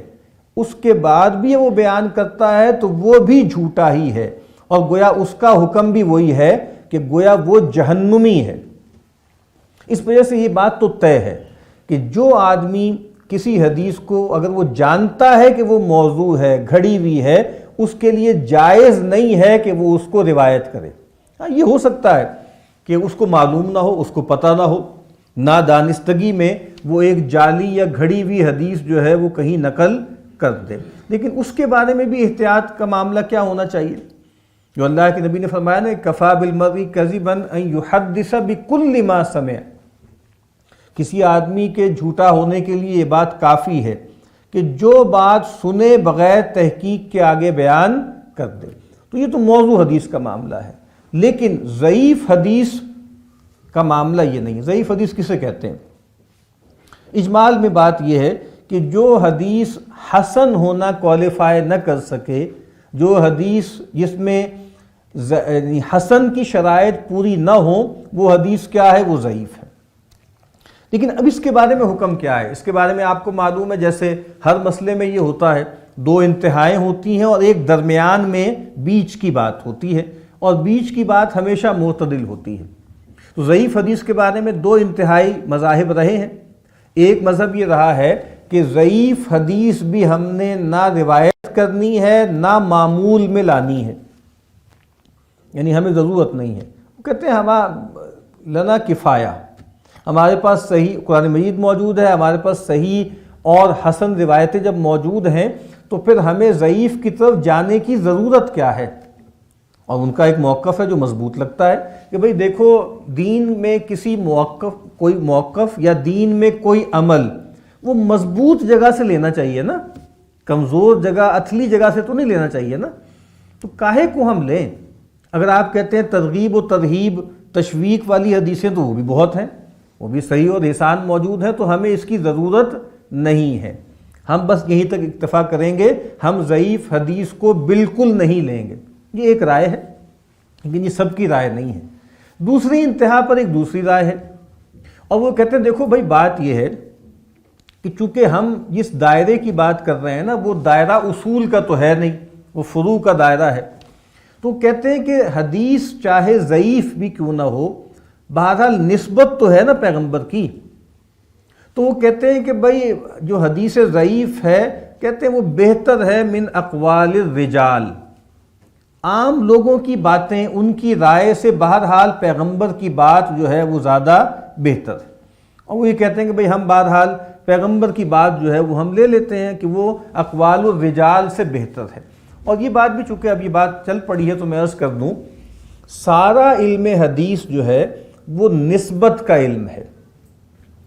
اسی لیے جب ٹیکنیکلی ہم حدیث کی تعریف کرتے ہیں یا صحیح حدیث کی تعریف کرتے ہیں تو اس کو ہم یہاں سے شروع کرتے ہیں۔ ہم کہتے ہیں کہ کل ما اضیف الی النبی صلی اللہ علیہ وسلم، ہر وہ چیز جس کو نسبت دی جائے، جس کو اضافت دی جائے، جس کو جوڑا جائے رسول اللہ صلی اللہ علیہ وسلم سے، قول میں سے، فعل میں سے، تقریر میں سے، سیرت میں سے، اور اسی طریقے سے صفت میں سے، چاہے وہ صفت جو ہے وہ خلق سے متعلق ہو، چاہے وہ خلق سے متعلق ہو، ہر وہ چیز جس کو منسوب کیا جائے۔ اسی لیے جب ہم یہ کہتے ہیں کہ یہ ھذا حدیث موضوع، یہ موضوع حدیث ہے، تبھی اس کا کوئی مطلب ہوتا ہے نا، ورنہ تو دیکھیں جب آپ کہتے ہیں کہ یہ حدیث موضوع ہے، آپ کیا کہہ رہے ہیں؟ آپ یہ کہہ رہے ہیں یہ حدیث جعلی ہے، تو بھائی جب وہ جعلی ہے تو وہ حدیث کاہے کو ہوئی؟ اسی لیے کہتے ہیں نا یہ تو آکسیمورون ہے، یہ کنٹرڈکشن ان ٹرمز ہے، ایک طرف آپ کہہ رہے ہیں حدیث، دوسری طرف آپ کہہ رہے ہیں کہ گھڑی ہوئی، تو دیکھیں اعلیٰ زعم قائلہ، اصل بات تو یہ ہے کہ جس نے منسوب کیا ہے اس نے تو کیا ہے نا، تو اصل میں یہی معاملہ ہے، نسبت کا علم ہے، جہاں نسبت بہت تگڑی ہے، بہت مضبوط ہے، 16 آنے درست ہے تو ہم کہہ دیتے ہیں کہ یہ حدیث صحیح ہے، جہاں نسبت ٹھیک ہے، مناسب ہے، تو ہم کہہ دیتے ہیں کہ یہ جو ہے وہ حسن ہے، جہاں ہم کہتے ہیں کہ نسبت کمزور ہے تو وہاں ہم کہہ دیتے ہیں ضعیف ہے، اور جہاں ہم کہتے ہیں کہ نسبت جعلی ہے اس کو ہم کہہ دیتے ہیں کہ یہ موضوع ہے۔ تو اسی وجہ سے ضعیف حدیث کے بارے میں یہ نہیں کہا جا رہا کہ بھائی وہ جو ہے اس کی جو ہے وہ نسبت ہے ہی نہیں، نسبت کمزور ہے۔ اچھا، اور اس میں پھر میں نے عرض کیا نا کہ درمیان کی رائے کیا ہے ضعیف حدیث کے بارے میں، وہ یہ ہے کہ بھئی اگر کسی ضعیف حدیث میں 3 شرائط پائی جائیں تو پھر اس پر عمل کیا جا سکتا ہے۔ پہلی شرط تو یہ ہے کہ ضعف شدید نہ ہو، ضعف شدید نہ ہو۔ اب ظاہری بات ہے کہ ضعف شدید ہونے سے کیا مراد ہے؟ دیکھیے بات یہ ہے کہ چیزوں کے درجات ہوتے ہیں اور ہائرارکی ہوتی ہے، اور میں تو عرض کیا کرتا ہوں کہ دیکھیے فلیٹنس کہیں نہیں پائی جاتی، نہ دنیا میں نہ آخرت میں۔ آپ کو معلوم ہے طبقاتی کشمکش کے حوالے سے مارکسزم نے کوشش کی کہ ایک فلیٹنس پیدا کریں، تو نہیں ہوا نا، کچھ بھی ناکام ہو گئے۔ تو فلیٹنس جو ہے وہ تو دنیا میں کیا، وہ تو آخرت میں بھی نہیں ہے نا، یعنی جنت کے بھی درجات ہیں، وہ اوپر کی طرف ہیں، جن کے بارے میں اللہ کے نبی نے کہا کہ جنت کے ہر 2 مرتبے میں اتنا فاصلہ ہے جتنا زمین اور آسمان کے درمیان فاصلہ ہے۔ اسی طریقے سے جہنم کی بھی تو ہائرارکی ہے نا، اس کے درکات ہیں وہ نیچے کی طرف ہیں، جنت کے درجات ہیں، جہنم کے درکات ہیں وہ نیچے کی طرف ہیں۔ تو اسی طریقے سے درجات ہوتے ہیں ضعف کے، تو اگر ضعف شدید نہیں ہے تو اس پہ عمل کیا جا سکتا ہے، نمبر 1۔ نمبر 2 کہ وہ جو ضعف ہے وہ کسی معمول بھی حکم کے تحت ہونا چاہیے، یعنی کوئی بالکل نیا نویلا عمل کسی ضعیف حدیث کی بنیاد پر اختیار نہیں کیا جائے گا۔ بھئی وہ بات قرآن سے ثابت ہونی چاہیے، صحیح حدیث سے ثابت ہونی چاہیے، امت کے تواتر سے ثابت ہونی چاہیے، اس کے بعد اس کی ترغیب کے لیے، تشویق کے لیے کوئی اور کمزور روایت بھی آ جائے گی تو اس کو لے لیں گے، لیکن کوئی بالکل نیا عمل انیشیٹ نہیں کیا جائے گا ضعیف حدیث سے۔ نمبر 3،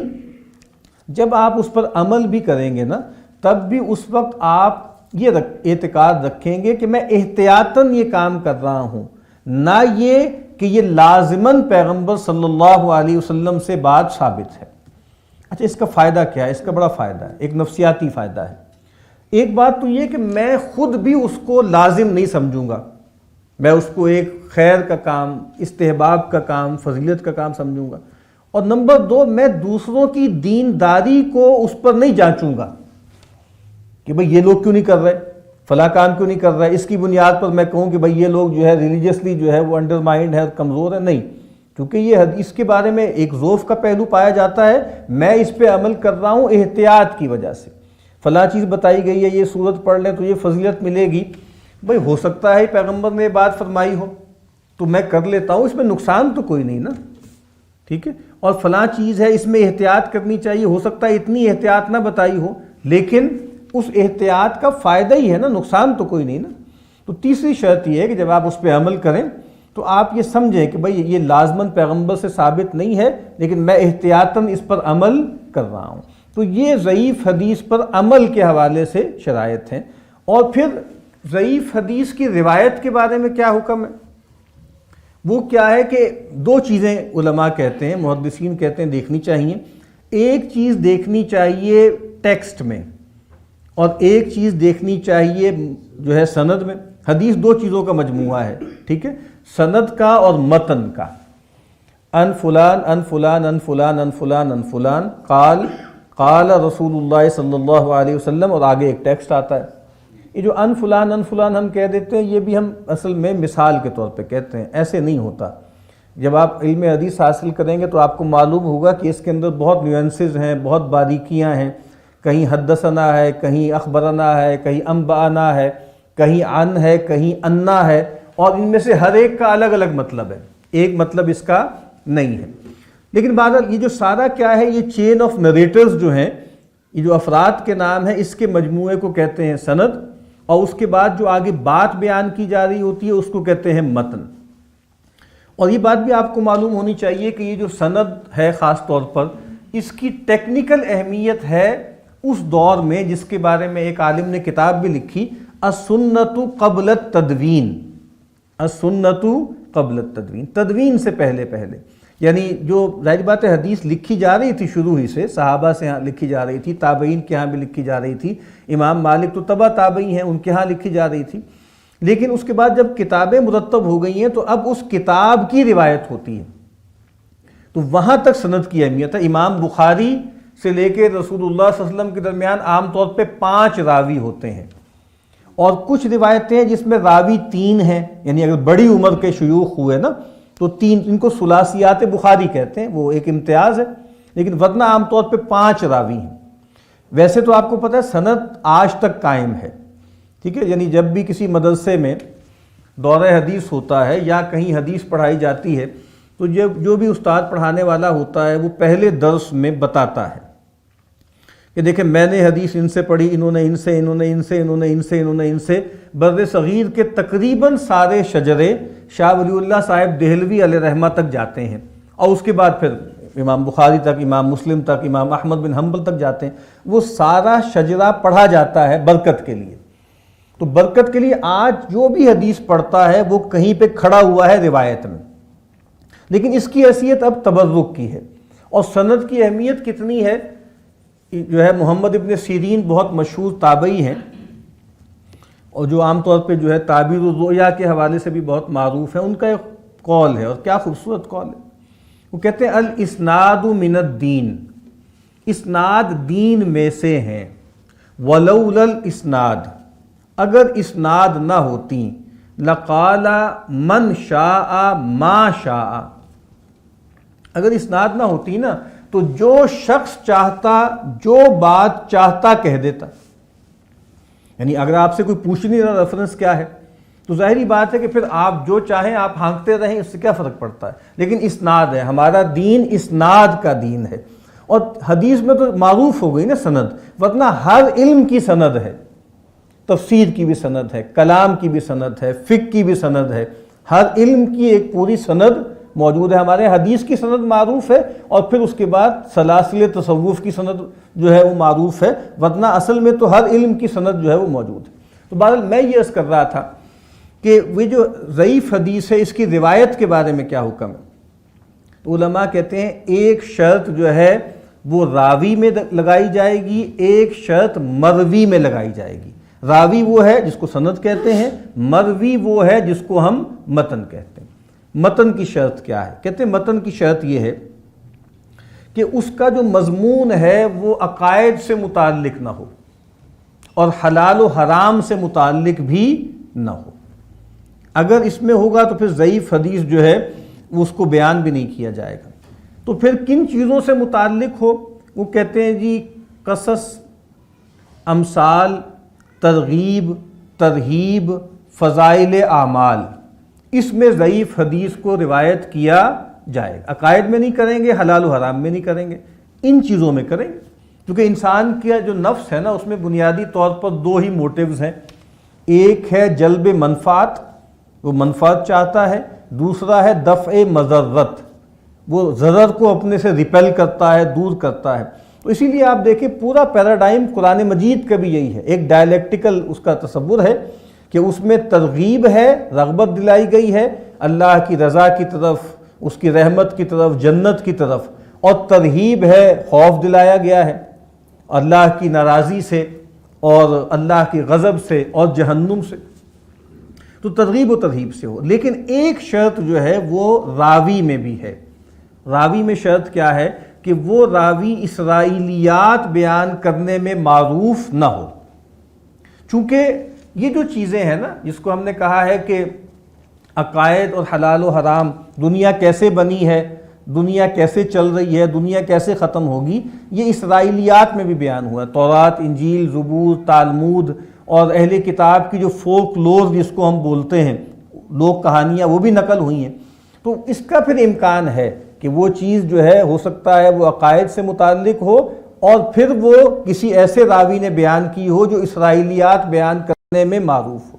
تو یہ شرطیں لگائی جاتی ہیں ضعیف حدیث کے حوالے سے۔ تو اس سے یہ بات بھی واضح ہو گئی کہ ضعیف حدیث کے حوالے سے یہ رائے کہ یہ بالکل ساری کی ساری ڈسکارڈ کر دی جائے، یہ بات ٹھیک نہیں۔ ایک تو میں نے یہ بات عرض کر دی۔ پھر امام بخاری علیہ رحمہ، جیسے میں نے عرض کیا ہے، اس بات کو ماننے میں کوئی شرم والی بات نہیں ہے کہ امام صاحب نے خود اپنے بارے میں کہا ہے، ان کی ایک کتاب ہے قانون التاویل، اور وہ اس علم سے متعلق ہے جو علم آج کل بہت فیشن میں ہے، اور وہ علم کیا ہے؟ اس کو کہتے ہیں ہرمینیوٹکس، فلسفے کی بھی ایک شاخ ہے وہ، اور اس کو علم التفسیر کہتے ہیں، علم التعبیر کہتے ہیں، کہ کوئی بھی متن اگر پڑھنا ہو، سمجھنا ہو تو اس کے اصول و ضوابط کیا ہیں۔ تو انہوں نے بتایا ہے کہ بھئی ٹیکسٹ میں کیا کیا چیزیں ہیں، تعویل تفسیر کے کون کون سے دائرے ہیں جو لیجیٹیمیٹ ہیں، کون سے اللیجیٹیمیٹ ہیں۔ وہاں پہ انہوں نے بتایا کہ جس طرح دیکھیں کچھ بہت سی احادیث ہیں جس میں جو ہے وہ شیاطین کا تذکرہ ہے، حوض کا، برزخ کا، تو وہ کہتے ہیں کہ اس کے بارے میں ہم یہ نہیں کہہ سکتے کہ ان کے بارے میں کیا رائے دیں، وہ متشابہات میں سے ہیں۔ وہاں وہ اس رسالے کے آخر میں ایک جملہ بولتے ہیں، اور وہ کہتے ہیں کہ بضاعتی فی علم الحدیث مزجات، کہ علم حدیث میں میری پونجی تھوڑی ہے، علم حدیث میں میری پونجی تھوڑی، خود اعتراف کرتے ہیں کہ بھائی مجھے اس علم میں مہارت حاصل نہیں ہے۔ پھر ایک اور بات جو کچھ لوگوں نے یعنی امام صاحب کی طرف سے جیسے صفائی دیتے ہوئے یہ بات کہی کہ دیکھیں بہت سی احادیث ایسی تھیں جو ابتدائی دور میں ہواؤں فضاؤں میں تھی، نقل ہوئیں، امام صاحب تک بھی آئیں، امام صاحب نے نقل کی، لیکن کچھ مجموعے ایسے بھی تھے کہ جو آپ کو معلوم ہے جب تاتاریوں کا فتنہ آیا اور بغداد کی اینٹ سے اینٹ بجا دی گئی اور اس کی تمام لائبریری کو بھی غرق آب جو ہے وہ کر دیا گیا، تو ایک رائے یہ بھی دی جاتی ہے کہ بہت سی روایتیں گویا ایسی ہو سکتی ہیں جو اس میں چلی گئیں ڈاؤن دا ڈرین۔ اچھا، اس میں پریشان ہونے کی ضرورت نہیں، کیونکہ یہ دین جو ہے ہمیں بالکل محفوظ طریقے سے پہنچا ہے۔ قرآن مجید محفوظ ہے، سنت متواترہ موجود ہے، عمل کے ذریعے پہنچا ہے، صحیح احادیث پہنچ گئی ہیں۔ تو اگر کوئی آدمی یہ سوچے نا کہ بھئی 2 3 4 حدیثیں اگر غائب بھی ہو گئیں تو ایسا کچھ بھی نہیں ہے کہ اس سے ہم یہ سمجھیں کہ بھئی یہ امت گویا ولنریبل ہو گئی ہے یا اس امت کے حوالے سے کوئی نقص پیدا ہو گیا، یہ مسئلہ نہیں ہے۔ وہ اصل دین جو ہے وہ بالکل ٹھیک طریقے سے ہم تک منتقل ہوا ہے۔ اب اس میں جیسے ایک اور بات بھی ہے، اور وہ لوگوں نے کہی ہے کہ امام جوینی، جن کے بارے میں نے کہا نا امام الحرمین امام جوینی، جن کے شاگرد امام صاحب ہیں، ان کے بارے میں لکھا ہے، یعنی شیخ القرضاوی علیہ مدظ اللہ نے بھی لکھا ہے کہ وہ ان کا جو مدرسہ تھا اس میں علم الحدیث جو ہے اس کا کوئی بہت زیادہ تذکرہ نہیں تھا، یعنی اس کا ذکر نہیں تھا، اس کا زیادہ بیان جو ہے وہ نہیں تھا۔ اور مطلب جیسے میں نے عرض کیا کہ امام صاحب کا جو دور تھا اس میں زیادہ تر مناظرے، جدل، فقہ، کلام، اس کے موضوعات جو ہیں وہ زیر بحث آتے تھے۔ اور پھر اس میں یہ جو کتاب ہے اس کے بارے میں یہ بات آپ کو معلوم ہونی چاہیے کہ حدیث کے اعتبار سے بہت سے لوگوں نے اس کا جائزہ لیا۔ تو امام عراقی علیہ رحمہ نے اس کی تخریج کی ہے، ٹھیک ہے، اور وہ تخریج احادیث کی اب چھپتی ہے، یعنی اب جو بھی احیاء علوم الدین چھپتی ہے، جو بھی اس کے نسخے ہیں، جو بھی اس کے ورژن ہیں، سب میں وہ تخریج بھی ساتھ چھپتی ہے، تہذیب بھی چھپتی ہے، جس میں نیچے ورڈکٹ آ جاتا ہے۔ اچھا، یہ بات بھی آپ سمجھ لیجئے،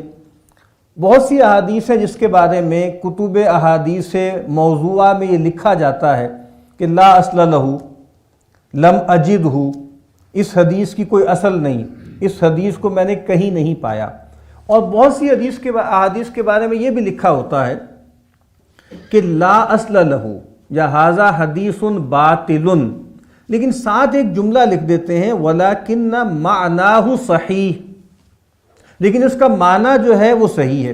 یہ بات بھی طالب علموں کو معلوم ہونی چاہیے کہ جب ہم یہ بات کہتے ہیں کہ یہ حدیث صحیح نہیں ہے یا یہ حدیث ضعیف ہے، یا جب ہم یہ کہتے ہیں کہ یہ حدیث موضوع ہے، تو اس کا مطلب یہ تھوڑی ہوتا ہے کہ وہ بات فی نفسی ہی غلط ہے، یہ مطلب نہیں ہوتا۔ موضوع کا مطلب کیا ہوتا ہے کہ نسبت جعلی ہے، نسبت جھوٹی ہے، نہ یہ کہ یہ بات غلط ہے۔ یعنی اگر آپ احادیث موضوعہ کی کتابوں کا مطالعہ کریں نا، تو آپ کو لگے گا کہ وہ حکمت کے موتیوں سے بھری ہوئی ہے۔ النظم المتناثرہ، یعنی کئی کتابوں کے نام ہی یہ ہیں کہ بکھرے ہوئے جو ہے موتی، بکھرے ہوئے موتی، تو بہت اعلیٰ باتیں، حکمت کی باتیں۔ اصل مسئلہ کیا ہے؟ اصل بات یہ ہے کہ پیغمبر کی طرف نسبت جھوٹی ہوتی ہے، اور پیغمبر کی طرف نسبت کی اہمیت کیا ہے؟ اس کی اہمیت یہ ہے کہ پیغمبر جو کرتے ہیں وہ دین ہے، پیغمبر جو کہتے ہیں وہ دین ہے، پیغمبر جہاں خاموش رہتے ہیں وہ بھی دین ہے۔ جب ہم حدیث کی تعریف کرتے ہیں نا، تو آپ نے سنا ہوگا کہ پیغمبر کا قول، پیغمبر کا فعل اور پیغمبر کی تقریر۔ ہمارے ہاں اردو میں تقریر تو اسپیچ کے معنوں میں، اوریشن کے معنوں میں ہوتی ہے۔ عربی میں تقریر کا مطلب کیا ہوتا ہے؟ برقرار رکھنا۔ پیغمبر علیہ صاحب الصلاۃ والسلام، آپ کی موجودگی میں کوئی بات کہی گئی، کوئی عمل کیا گیا، اور نبی اکرم صلی اللہ علیہ وسلم خاموش رہے، تو یہ ایک طرح کی انڈورسمنٹ ہے۔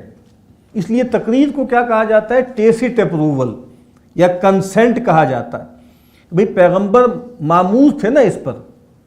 کہ وہ پیغمبر کیا کریں گے؟ جو کہا نا کہ وہ امر بالمعروف کریں گے اور نہی عن المنکر کریں گے، حلال چیزوں، طیب چیزوں کو حلال کریں گے، ناپاک چیزوں کو حرام ٹھہرائیں گے، اسر و اغلال کو ان سے ہٹا دیں گے۔ تو یأمرہم بالمعروف وینہاہم عن المنکر، تو پیغمبر اس پر گویا پابند تھے کہ اگر کوئی غلط چیزیں تو ٹوکیں۔ تو نبی اکرم صلی اللہ علیہ وسلم کی خاموشی بھی بجائے خود حجت ہے۔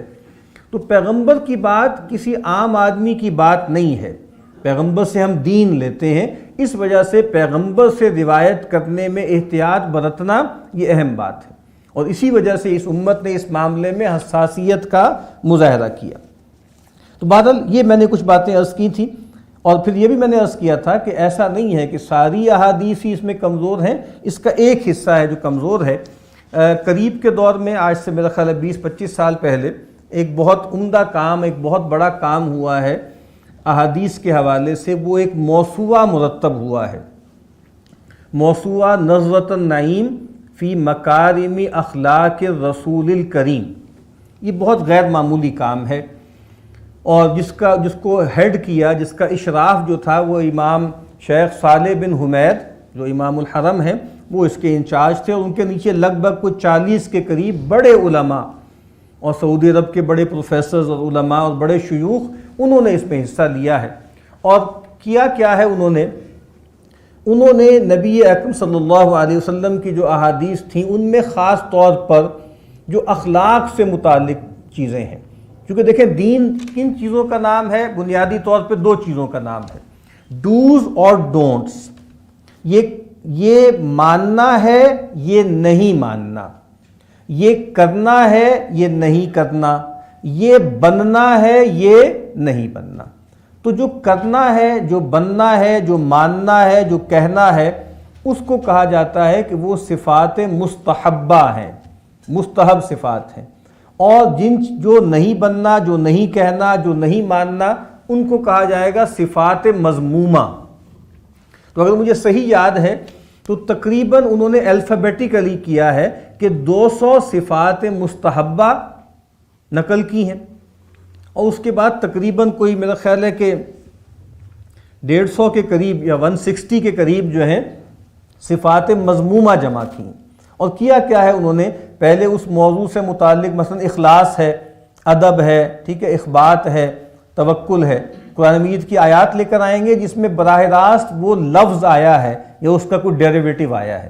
پھر وہ آیات لے کر آئیں گے جس میں معنوی طور پہ اس وصف کا بیان ہے۔ پھر وہ احادیث لے کر آئیں گے جس میں صراحتاً وہ اصطلاح آئی ہے، پھر وہ احادیث لائیں گے جس میں معنوی طور پر وہ آئی ہے، پھر وہ پیغمبر صلی اللہ علیہ وسلم کی زندگی سے اس کی عملی تطبیق وہ لے کر آئیں گے، اور اس کے بعد پھر وہ اقوال لے کر آئیں گے،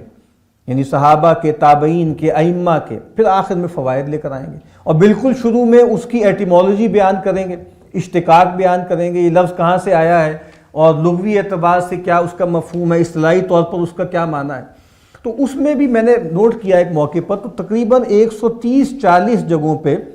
وہ احیاء علوم الدین کا ریفرنس ہے، خاص طور پہ جہاں وہ معنی بیان کریں گے نا، توکل کا، صبر کا، اخلاص کا، یا ریا کا اور حسد کا اور کینے کا، تو وہاں وہ احیاء علوم الدین سے استفادہ کریں گے، بے تکلف کریں گے، اور ہر جگہ ان کا ذکر جو ہے وہ بڑی شان سے وہ کرتے ہیں۔ اب بس آخر میں وقت بہت زیادہ ہو گیا،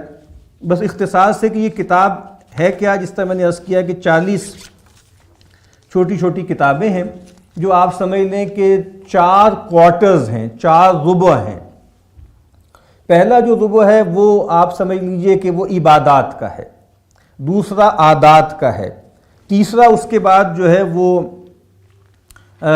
مہلکات کا ہے، اور چوتھا منجیات کا ہے۔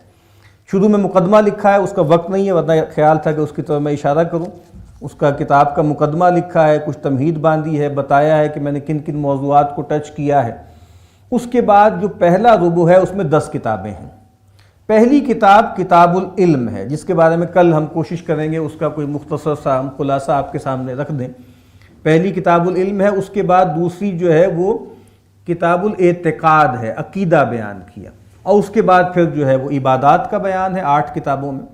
پھر اس کے بعد جو دوسری ہے وہ عادات ہے، عادات سے مراد اس میں بیوع ہیں، اس میں اور جو معاملات ہیں وہ آتے ہیں، اور اس کے بعد پھر جو تقسیم کی ہے وہ مہلکات اور منجیات کی ہے،